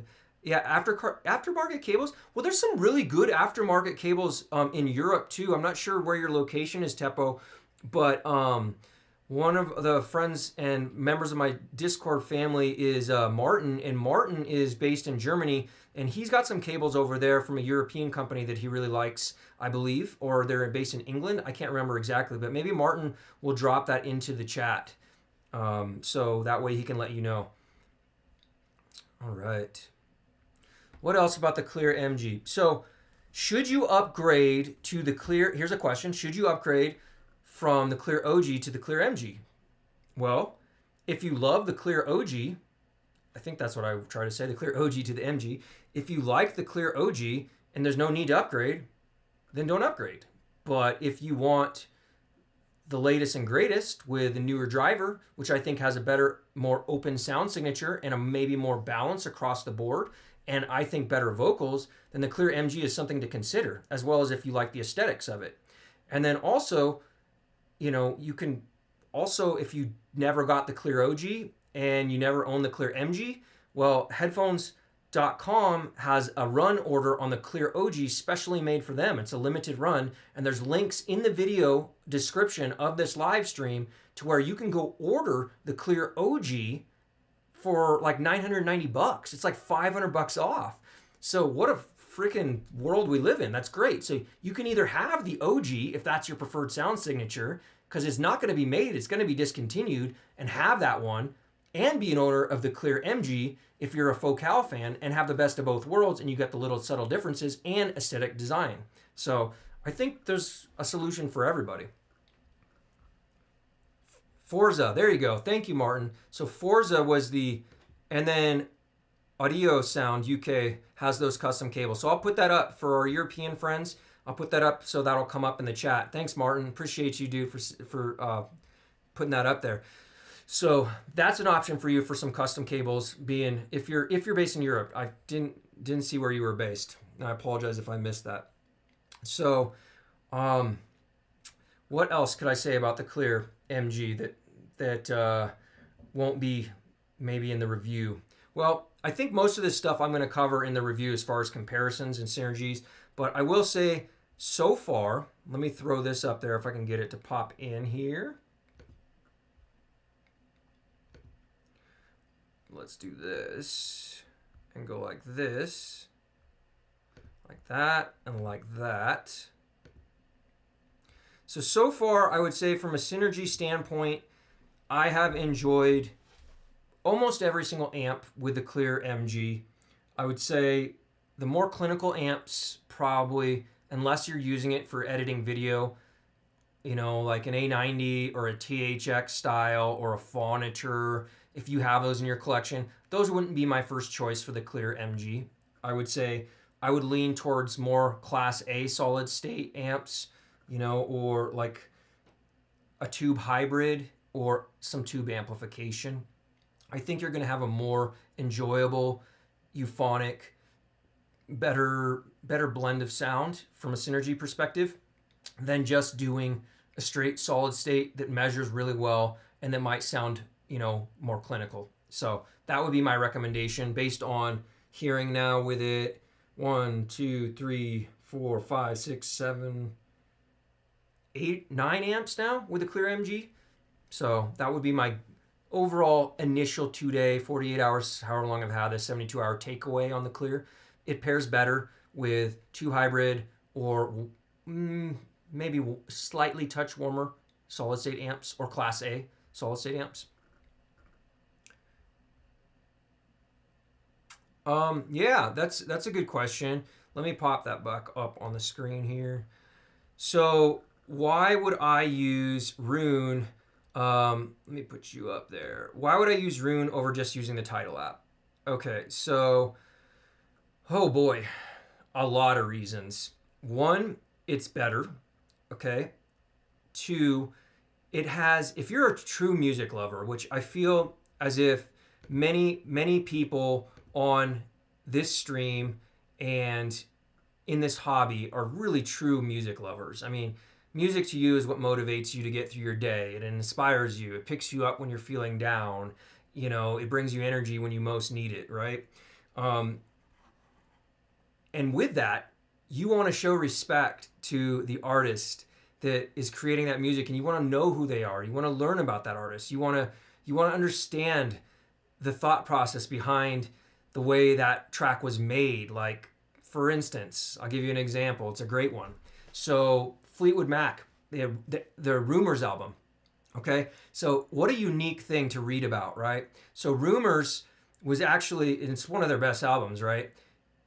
There's a reason why it was called Rumors, and you get to read about the reasons why that was called and everything that was happening between the band during the making of that album. Like the fact that they were all, you know, having relationships with each other and you know, cheating on each other with other people's wives or other people's girlfriends, and a lot of crazy stuff was happening, and a lot of the emotion and the lyrics that went into making those songs, what you're hearing is them singing about each other. And you may enjoy that music and you may know that there's something going on, but until you're really like keyed in and told by somebody that's interviewed that band or written an article in depth about it that knows these things from, you know, a more factual based historic perspective, you may not pick up on those things. You just may enjoy the music and think, oh, they're just singing about an ex-boyfriend or something. Well, actually, they were singing about each other in the band. Roon gives you more information on the artist and the musician than any other platform that I have seen, including Tidal.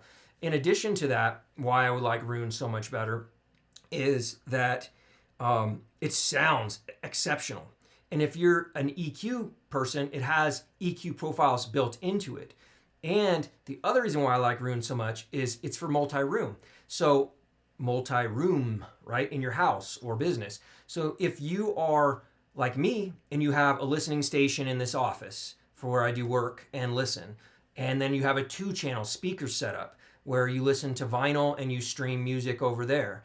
And then you have a flat panel TV where you like to watch television, but also sometimes listen to music with your daughter and cook her breakfast or dinner or lunch or whatever, like I do with my daughter. And I might want to put music on 5.1 surround through Roon because I like the Roon setup and I can control it off my iPad and lyrics will pop up on the screen, or you know, a giant beautiful artwork from about the artist or showing the artist, you know, or my bedroom rig. So I got another rig in my bedroom, and I have a DAC that will immediately be a Roon endpoint, and I don't have to have a router back there or anything like that. And it's transferring high resolution audio, you know, directly everywhere in the house. So Roon, albeit is a $12 a month expense, or you could do the lifetime for like $700, it's invaluable in my mind. So it is more expensive. You got to pay for Roon, you got to pay for Qobuz and or Tidal or both, which I do because I like both services and I'm testing them out in conjunction right now. And you know, it's just such an epic listening experience. And there's a lot of other reasons, but those are the basics, right? Those are the main things that draw me to Roon. I hope I answered that question for you. Yeah, right, Andres? It really does allow you to appreciate music on a whole nother level. It really does. Let me just catch up here. Roon is also best oh yeah, well said. Roon also has the best library management, especially if you have your own FLAC files, right? You can integrate your FLAC files in with your streaming files, and it's all one. It's really cool. You have to check it out. I recommend doing the free trial. That's what I did. Or don't do the free trial if you don't want to spend any more money, because the moment you do the free trial, you're going to want Roon. That's my take on it. Oh, Leonard, that's a good question. Big ear gang. So I don't have big ears. I probably have regular. I mean, my ears might look bigger because I have no hair, but I would say I have a medium-sized head and medium-sized ears. And I would say if you have big ears, you may run into them touching the pads a bit. I think that you will possibly run into that. So take that with a grain of salt because I don't have big ears.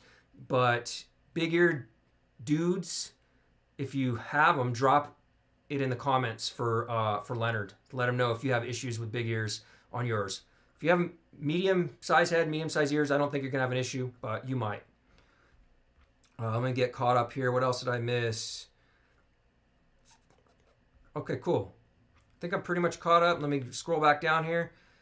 Oh, Jeff, thank you, man, for the super chat, dude. Thank you. Appreciate it, man. Hi, man. Thanks for the show. I use Roon on my iMac Pro, but what is a Roon endpoint? Oh, okay. Yeah, I'll help you with that. Currently using clear OGs and HiFi and Aria into topping D and A90. Okay, cool. Awesome, man. Well, thank you for joining and thank you for the super chat. I'm glad you're a Roon user too. So a Roon endpoint is basically essentially, certified Roon endpoint, I should clarify, is basically an endpoint that will take that signal from your core, right? So let's see, you're using your iMac Pro as your Roon core. So it's essentially transferring that file via Wi-Fi, and or you could run, I guess you could run Cat 6 all through your house if you have the capability, or apartment or wherever. But basically, a Roon endpoint is taking that signal and allowing it to be a seamless experience. So I can take my phone and I can be on my phone here, and I can be sitting at an endpoint in my living room, and I have a digital analog converter from matrix-audio that allows me to basically access my core, my Roon core, all of my information, all of my music, all of my files stored online and offline, and just use my phone while being plugged into that Roon endpoint amp, or DAC, and essentially just use my phone to control the computer with my Roon core and just listen right there. So I can just be listening. And you can have Roon endpoints all over the house. So it allows you to really have this really awesome multi-room experience in high resolution. So especially if it's a certified Roon endpoint. You also have AirPlay as well. You could do AirPlay through most Roon endpoints, but I try to do it through the Roon service because you're getting, I think, the best quality. And I think Roon would say the same thing if you do that versus AirPlay. Great question, and thank you for the super chat. It said you're currently using clear OGs and HiFi and Aria, topping D and A90. Yeah, I think the topping D and A90 are great, but I man, I would check out something tubes. Tubes or tube hybrid too next, Jeff, because I think you would be pleasantly surprised by, you know, what can happen. You know, I think the HiFiMan Aria might be, I have to check the impedance ratings on that one, but I think that one could have, you could have some fun. And I definitely know the clear OGs sound pretty darn good off a tube hybrid or some all tube topologies. So maybe check that out too and see what it sounds like compared to your topping D90 and A90, and, you know, give yourself a different flavor. It'll be fun. Yes, Roon is the greatest. I hope I answered that question too. If you have a follow-up, Jeff, just let me know. I'm happy to help. Yeah, SnapClick, if you really don't have FLAC files, it doesn't matter, man. And I'll tell you why. I don't really have FLAC files either. I did. I used to have a hard drive years ago with tons of FLAC, and in a move, it got damaged, unfortunately, along with some CDs and stuff that I had. So now I've pretty much gone to, for physical, I've gone to vinyl. I'm collecting vinyl again, and then everything else is streamed. And so just because you don't have a huge FLAC library, Snap, it doesn't matter. You can still have so much benefits from Roon even without your own FLAC library, in my opinion. Yeah, John, you know, it's subjective. I mean, maybe Roon wasn't right for you, you know, and that's cool. And there's other ways you can do it. And there's no right or wrong answer. I think that's great. If it wasn't for you, no worries. I think it does sound better, but that's subjective too, Snap. So, you know, take that with a grain of salt. You know, what sounds better to one person or another is really subjective. So, okay, so Christopher did chime into the chat saying that his ears do touch the inside grills, and that's his only issue with the MG. So, and after a couple of hours, it can be annoying. So that's something to think about. So if you got really big ears, that could be a problem. You know, I mean, the good thing is if you buy it from a dealer, such as headphones.com with a 365-day return policy, you know, you have a return policy. Or like Audio Advice, I think gives you 45 days. They're also a good company, you know, that I support and shop with. Brandon, thank you, brother, for the super chat. Dude, you guys are awesome, man. I appreciate you guys so much for your support, seriously. Not just for me and my efforts on this, but also for my little 2-year-old daughter and I. That helps us out and supports us. Seriously, man. Appreciate you. Thank you so much. Thanks for being here with me and always showing your support, man. Love you, dude. Appreciate it. Thank you. Let's see. Andrew says Roon can sound better because it takes control of the outgoing digital audio signal instead of... Yeah.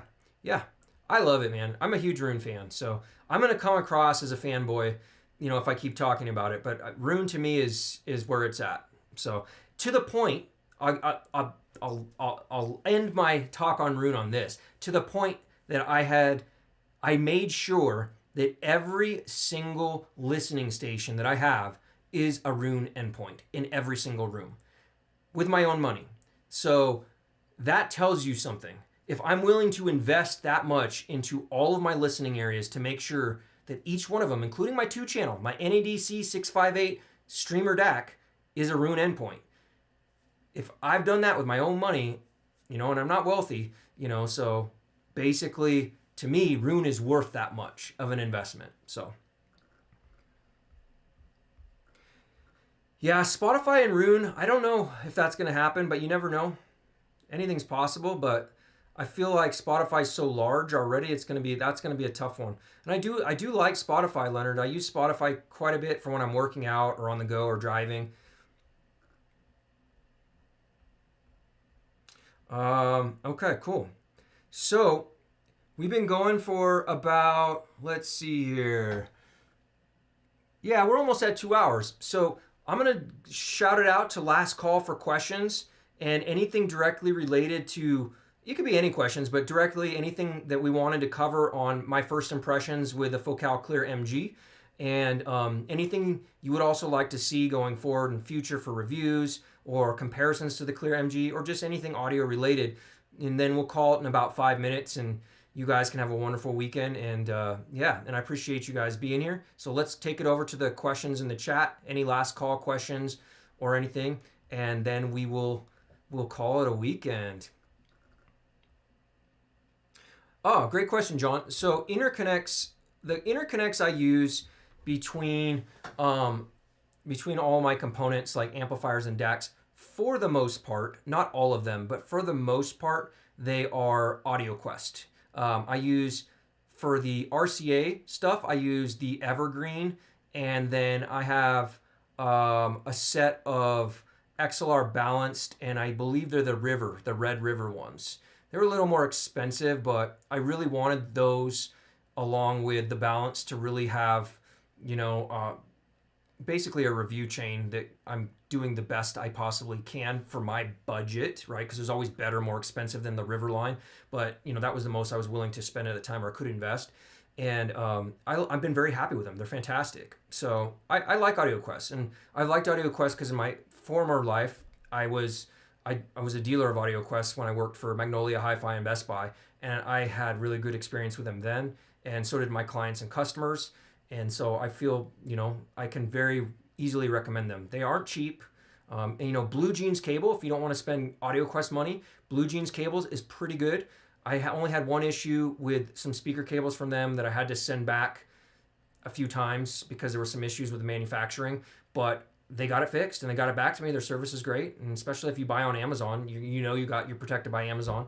So Blue Jeans cables is good. AudioQuest is good. Those are a couple good companies I would look at for interconnects. Let's see. Thanks, SnapClick. I hope it was fun, man. Thank you so much. I mean, that's the whole point, man. I hope we're always having fun on these streams, and that's kind of my thing, man. I'm never going to get too spicy on anything. I just like to involve everybody in the community, whether you're super into, you know, measurements or super into, you know, tubes, whatever. There's a place for everybody here, you know, and I think that let's all listen together and enjoy together. And I think that's the point. It should always be about the music. So that's the way I love it. Let's keep it fun. I love that. You might be ending up getting a Matrix X Saber Pro. Awesome, dude. Hey, I think you'll be happy with it, man. Headphones.com, I think, has to special order them.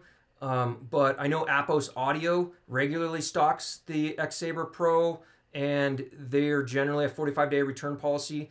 Go to my website, mrhifi-reviews.com, if you want to show your support, and click on AposAudio or headphones.com banner links on the very front page, and it'll take you right to their site. And if you shop with them, it helps support me and I get a small commission, and it doesn't cost you anything extra. So if you do end up getting the X Saber Pro, it's worth it. I love it. It's my favorite DAC right now. So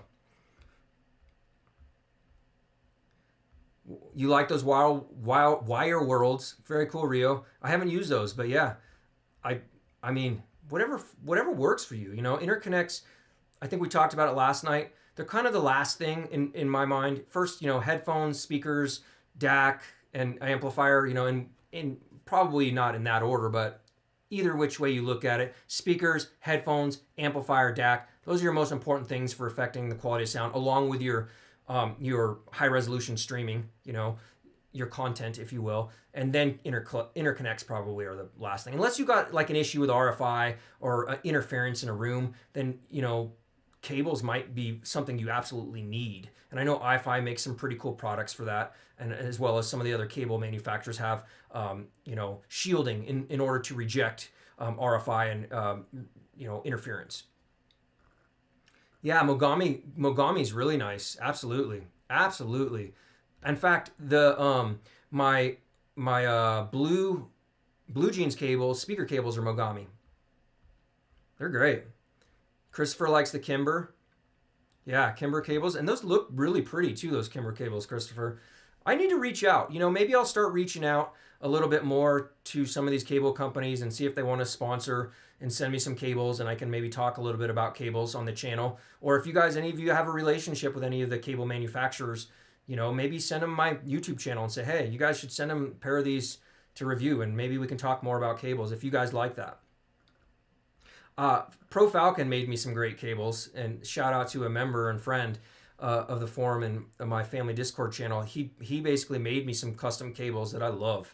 So, but you know, I might be biased because, you know, he's my buddy and he made them for me.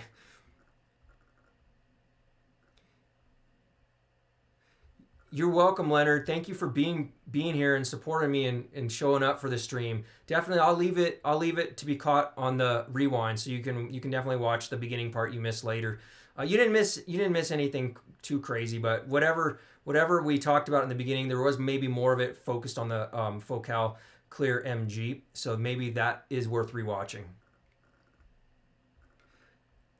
AudioQuest is fire, John. Yeah, I do love AudioQuest. They're quality, man. They're very good quality, you know. So they're a little more expensive, but they're quality. Let's see. I don't know if you've gone over this. Let me pop this up here.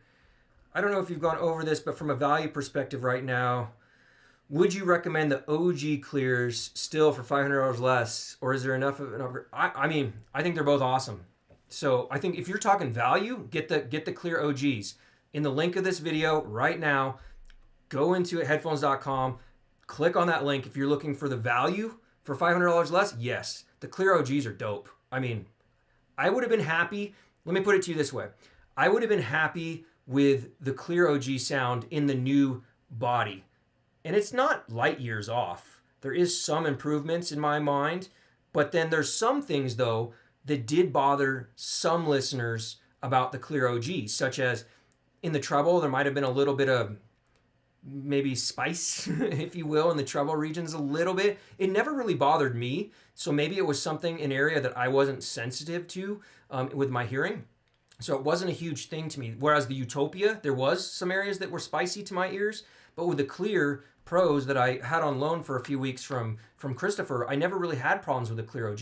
So in the value conversation, you know, between about 1,500 versus about 1,000, yes, the Clear OG is very valuable from a value perspective. And you can only get those, my understanding is, for a limited time run through headphones.com. So if you want to support the channel and you want the value pick, go to the link description and hit that click on that link and you can pre-order one of those. You got to wait a few months, but good things are worth waiting for, and I think that's a great headphone. Now, it is a final sale, so that is one thing to be aware of. I don't think they're offering a return policy on it because they're having to pay for that run probably in advance, which is a significant investment. I'm glad it's one they made. Headphones.com was smart to do that, to bring that to the community. But I do think if you're looking to save like $500, that's a good way to do it, man.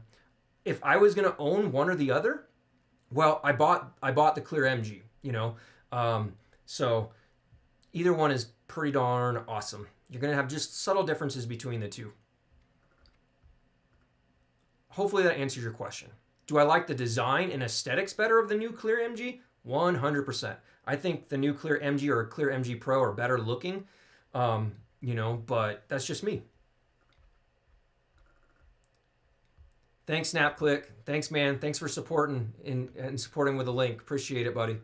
It helps, seriously. Even if it's a small amount, it helps the channel. It pays for my hard drive space, which is crazy amount of hard drive space to keep filming in 4K. Let's see.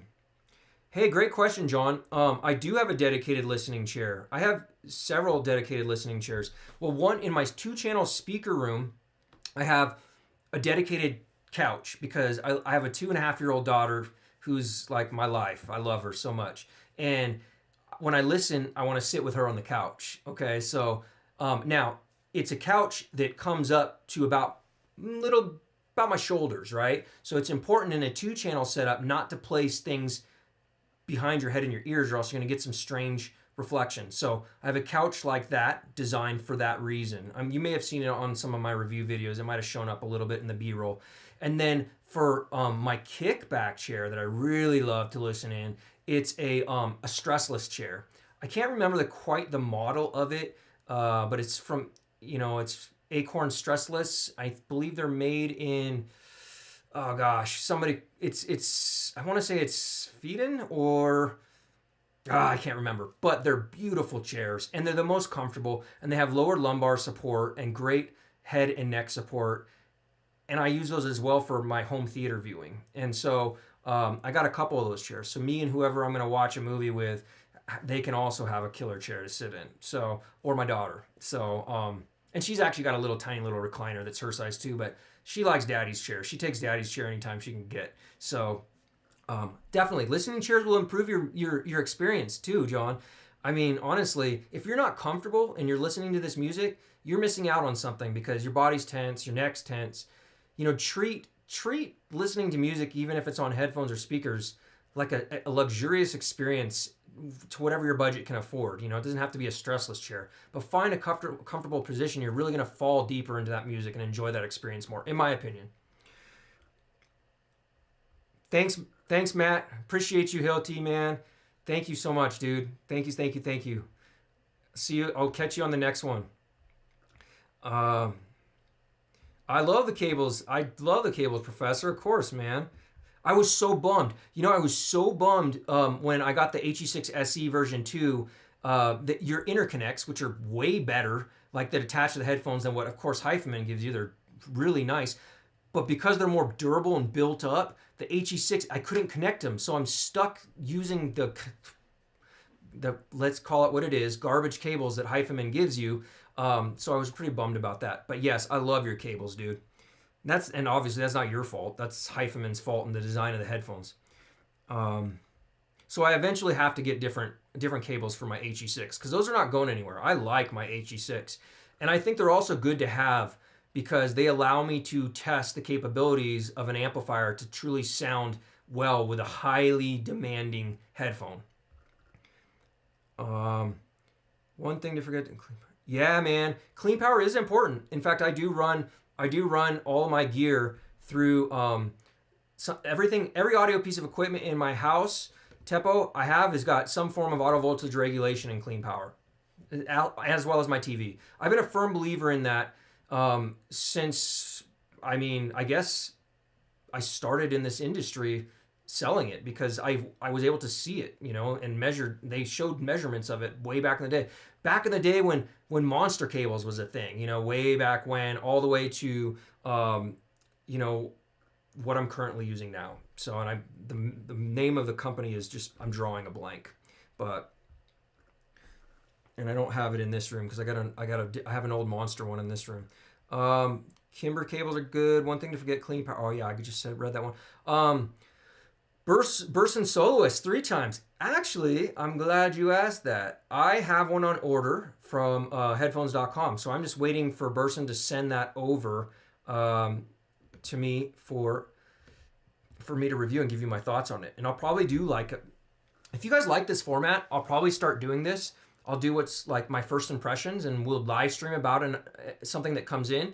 Because to be honest with you, filming a review, if you see the quality of the filming that I'm doing, that can't be done quickly. I can do it faster and have less B-roll or less content, you know, which I'm trying to find a balance of that, you know, to make things easier for myself as well as to get more content out to you guys quickly. But I think what I can do is I can give you first impressions like this after a few days with an item and get it out to you quicker, my thoughts. So if you're interested in something, you know, and then, you know, I can work on a more beautiful piece and review that will sit there, you know, as well. So I definitely can't wait to check out the Burson. You know, I read about it from their website being fully Class A. I am a firm believer in Class A amplification, and you know, so I'm really excited. Yeah, John, some people never hear that spice in the Clear OG, and I didn't either, but some people do hear it, you know, so it's just maybe something that bothers them in their hearing range, you know. Thanks, Andrews, dude. Thank you so much, buddy. We're going to be jumping off, all of us here in a minute too anyways, and thank you so much for supporting and being here, man. Appreciate you, dude. It's great to see you here.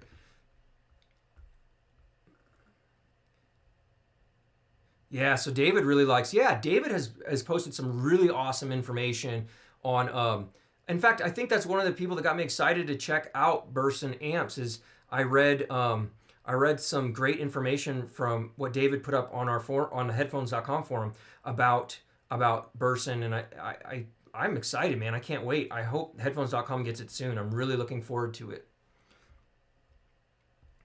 Awesome. Thank you, DP. I'm glad you were able to join, and I'm going to try to make sure that I can switch to this timeline for all of you guys in Europe. I'm sorry I haven't done it in the past.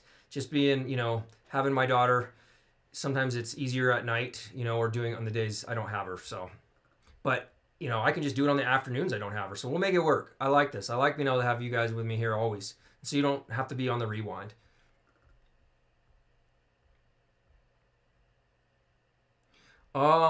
Lennon, I have a Celeste coming in pretty soon that I'll be able to review, and I would need to get the LCD XC to really compare those two. So, you know, I can't really comment between the 800S versus the Aria. I think that they're both exceptional and they both have that staging capability, right? But some people are going to like the planar magnetic better. And I think you get better bass presence with the Aria from what that's kind of my understanding anyways, if you will. So I haven't had extensive amount of time with any of those headphones and zero amount of time with the Celeste and the LCD XC. So I can't tell you one way or another what my preference would follow, you know, so I have to kind of divert on that question and say, you know, I have to get more information to give it to you. But if you're more drawn to a dynamic headphone and you like to do a lot of tube amplification, especially OTL tubes, the 800S is really going to play well with that. And then the Aria, you know, Aria is going to have, from my understanding and my brief time, is going to have better sub bass. Norway, thank you. Acorns is from Norway. I knew I was gonna mess it up. Thank you, Christopher. Appreciate you. I'll pop it up there so anybody on the rewind or anybody Acorns, if I'm even saying that correctly, you know, they know that we respect where you produce your products and they're amazing. I have bought 2 of them, so. All right, I'm almost caught up. Also, I'm thinking if I should stretch and buy ZMF stuff or Aria. All right, so Lennon ready. I mean, I'm gonna tell you. Well, I mean, if you're asking me if you should buy ZMF, like, here's one. If I can get it to focus. That was my first ZMF purchase, which was the Aeolus. And those are going to be my little daughters one day.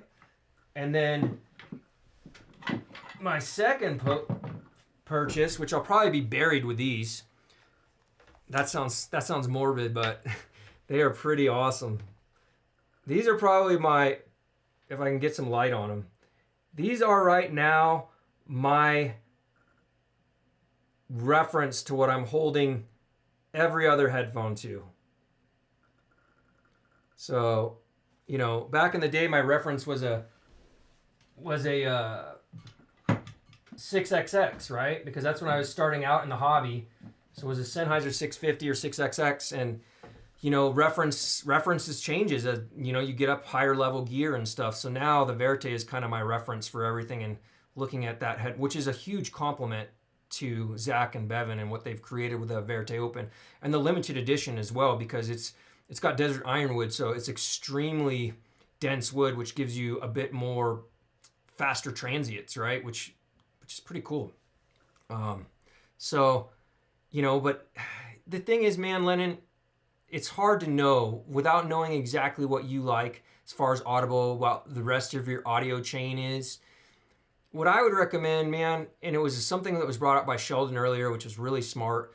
If you can pick some of this stuff up, save some money, and try it for a while, or when audio shows start happening again or meets start happening again, you know, try to hear some of this stuff, because it's really hard to say without knowing what you like and what your audio chain is to make a solid recommendation to one or the other. Let's see, it says, oh, something I should stretch. But I do love ZMF, obviously.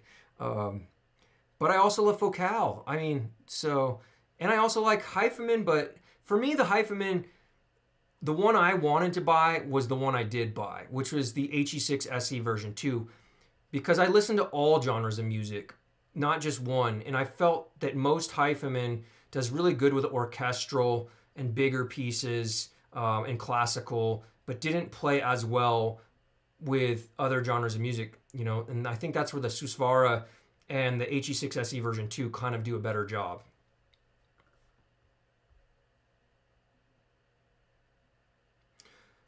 Hey, John, I actually did mention the crossfeed angle matrix on my XE review. Definitely mentioned it. I spent some time talking about it in detail on that feature because I think that's a major benefit of that amp. So I did mention that. You might have missed it, but yeah, I did mention it. Hey, Jay, thanks for the super chat, man. Awesome, dude. Your support is appreciated. Thank you, brother. I I have nothing yet. Let's see here. Let me read this. Hey man, I have nothing yet and ordered the Arias. Thinking of getting the IDSD ID iCAN stack to last me and play around with minis. Get the TT2M scaler. Whew. I mean, the TT2M scaler is like 10 G's, bro. So, I mean, if you got that kind of money, you probably got, that's end game. You're done, like for reals, you know, unless you want to just add some tubes and whatnot. But, you know, the IDSD iCAN stack, that's pretty damn good too, you know, so I don't know. It's hard to say what's going to be the best bet for you. I would say that the Arias probably, depending on your ears, I know my ears, I probably wouldn't want to put purely neutral sounding amplifier and DAC with the Arias. I'd probably want to give them a little bit of flavor, if that makes sense, you know, so take that for what you will. So you might want to incorporate a little bit of tubes. And I believe the DAC from iFi, their flagship DAC amp, is not as flavorful as like, you know, like this guy, you know, the little IDSD Micro Black Label. So you're not going to get a lot of flavor there, but if you turn on the tube stages, you're going to get that. I love the versatility of what iFi offers. I think they offer a lot of value and versatility. They may not be the, like say the best in one area, like they might not be like that sniper in the one area, but they cover all their bases and they create super enjoyable sounding and user-friendly products. If you saw my last review on the iFi Pro iCAN, you know, that kind of tells a little bit of how great that company is and what they make. But man, Cord is bananas good. The Cord TT2, I had it for a few weeks. I didn't do a full review on it, but I will kind of do a encompassing talk about it versus some other DACs and amps, and because it's just one of those products that's so in depth. There's so many features. You need that thing for like 3 months to really do a full proper review on it, and I just didn't have the time or have the capability to have it for that length of time. So I would say, you know, if you can do the Core TT2 and M scaler and you have the money for it, that's probably going to be all you're going to want, I would imagine. But that's a significant investment. So it depends on what your budget is. So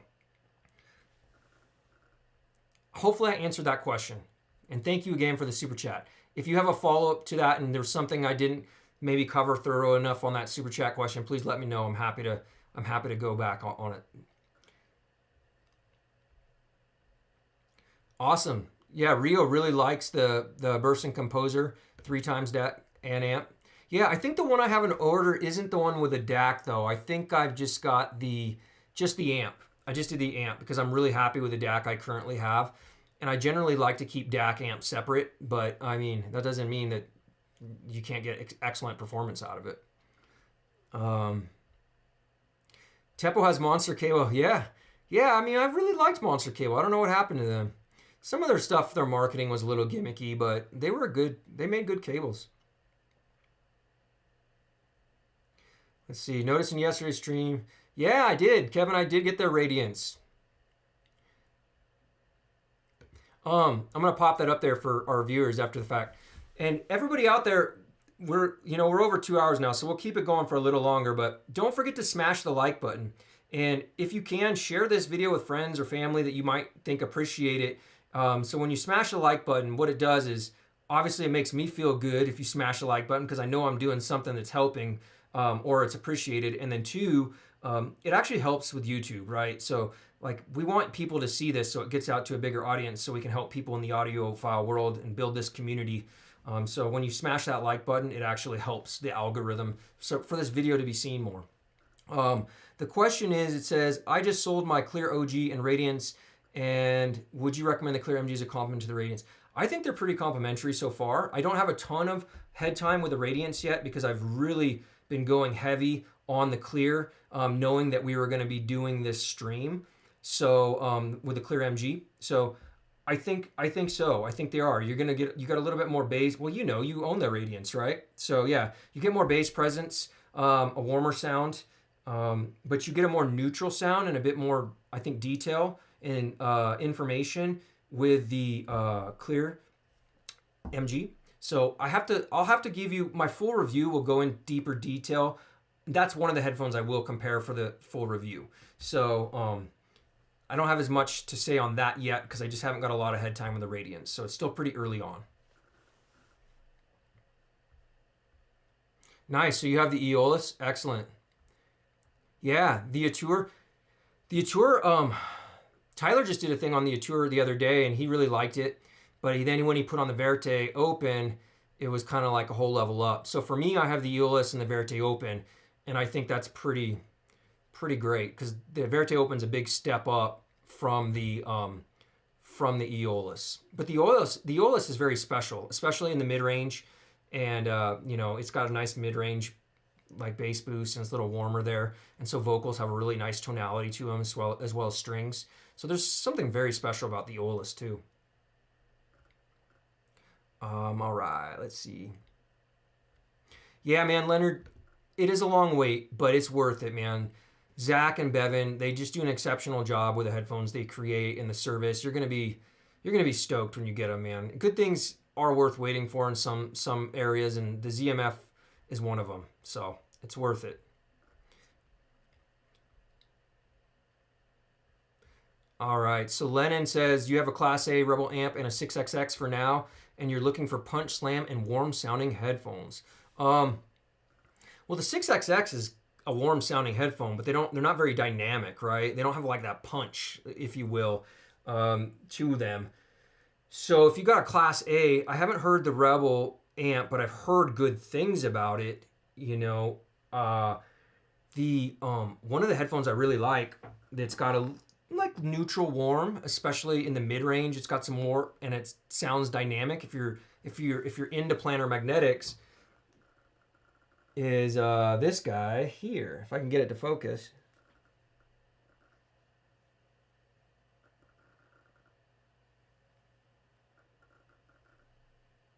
And that's the Rad Zero from AposAudio. Now, I wouldn't say it's like super warm, like fully warm, like, you know, gooey warm levels, but there is nice, and there's a full review I filmed on that coming up soon on the channel too, so don't forget to subscribe.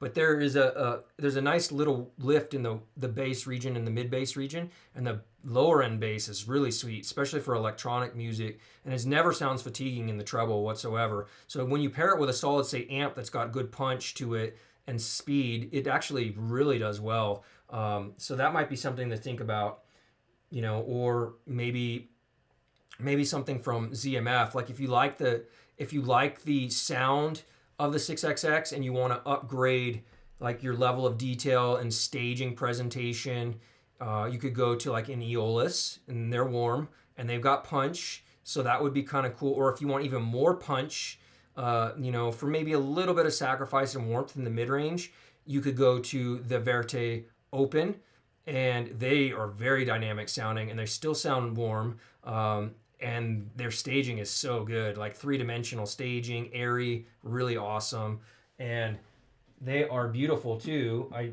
kind of put these out there for people to see earlier, but these limited editions are just like gorgeous.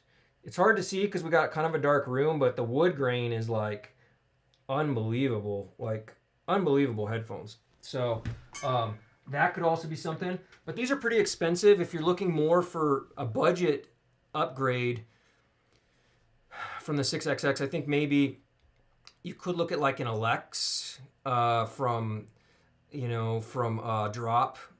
You know, I'm also one of their affiliates too, and I think if you click the link on the website, you could order an Alex when it comes in stock. But I would rather see a clear MG. I think it's just a better performing headphone, or a clear OG. You know, like the clear OG has got dynamic sound. I wouldn't say it's necessarily super warm, but there's a little touch of warmth, I think, in the lower end. That's also for under $1,000, you know, from headphones.com.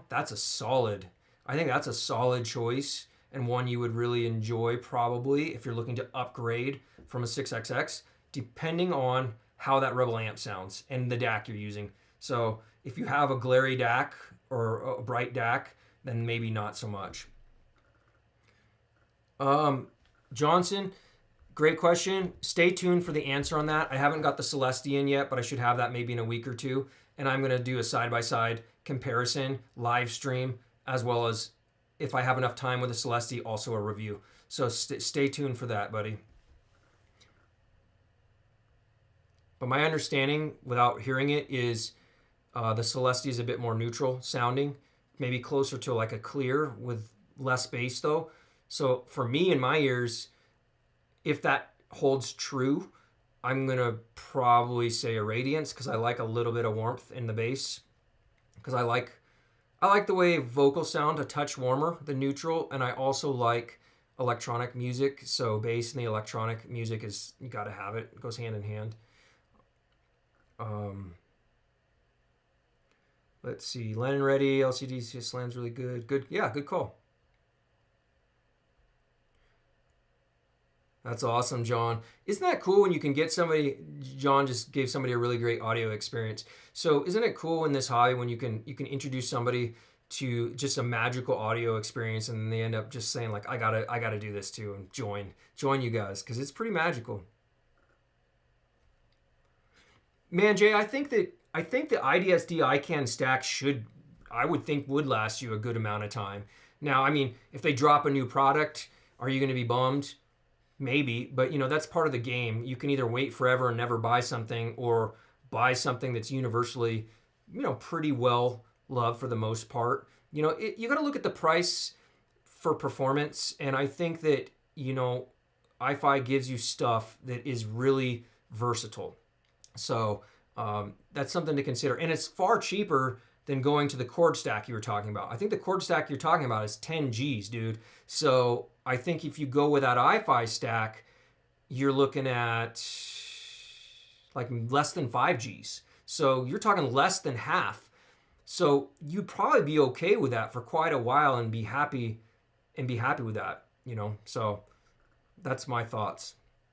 And the other thing too, if you're not an EQ person, it gives you more control on shaping that sound through like the X bass feature and the tube stages than the cord is going to do. So that's another advantage there. But the cord is awesome too. But I think you could be happy with either of those, man. It's just a matter of like, how much do you spend to try to reach that happiness? And if there's that's another good thing. Like headphones.com carries, one of the supporters of this channel carries both of those Hi-Fi units. I'm not sure about cord. They used to, I don't know if they still do, but they carry both of those Hi-Fi units. So, if you had to and you really hated them, you could return them. Do more research though first, because it never helps an online retailer if they get hit with a bunch of returns. They're a small business, so you want to help them out by making sure you do your due diligence. But I think that Hi-Fi makes great stuff. So if you can spend less and reach your goal, I'm all for that. So less than half, less than 10,000 is probably good. Unless you got money to burn, then go big. You won't have to upgrade after the cord. I really don't think so. Although you might want to add, once again, tubes of some kind, a tube amplifier of some kind, to give you a different audible flavor. Yeah, Lennon. Once I get the Celestion, I can give you more get more information to you around the comparisons of those two. All right, so we've been going for, holy Toledo, this is my longest stream ever, 2 hours and 30 minutes. You guys are great, and you guys, so many of you are still watching, and I feel bad cutting it. If you can live with only 1 amp and DAC, such a hard choice, man. John, it's so hard, man. I don't know if I could really answer that question, because living with only 1 amp, 1 DAC, and 1 pair of headphones, how do you do that?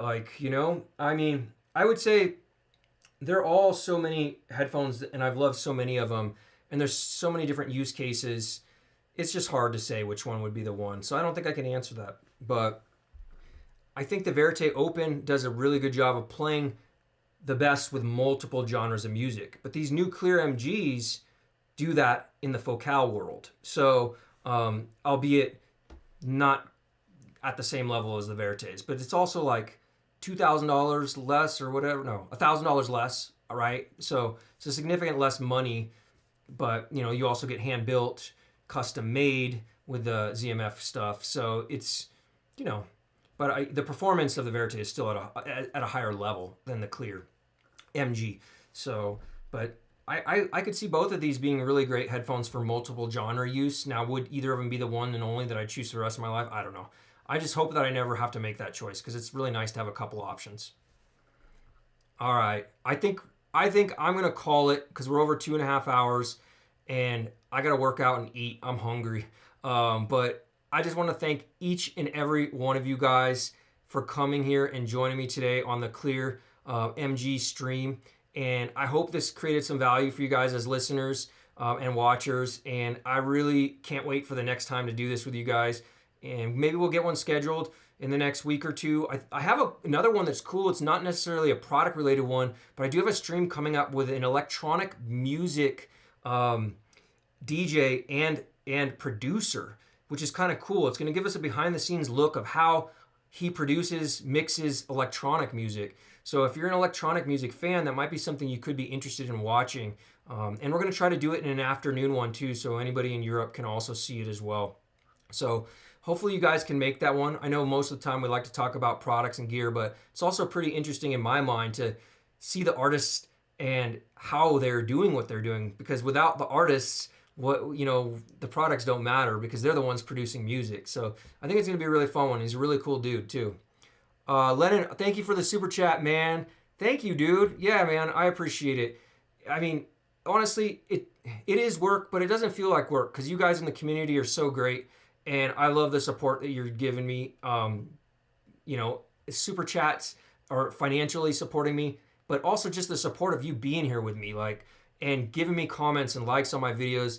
I am grateful for you guys. So thank you for thanking me, but thank you for being you and supporting me. I can't do it without you guys, so I really appreciate you. All right. Thanks, Christopher. I appreciate it. Have a great weekend, everybody. I appreciate you all. Mark, thanks, brother. Thank you again for your support, and thanks for being here with me. Martin, thank you too, brother, for always being here and supporting. So many of you, all of you. It's too many names to go back and name all of you, but everybody that joined today for this live stream, thank you again. And I'm going to leave it at that. We're going to disconnect. And you guys have a wonderful rest of your weekend. Enjoy.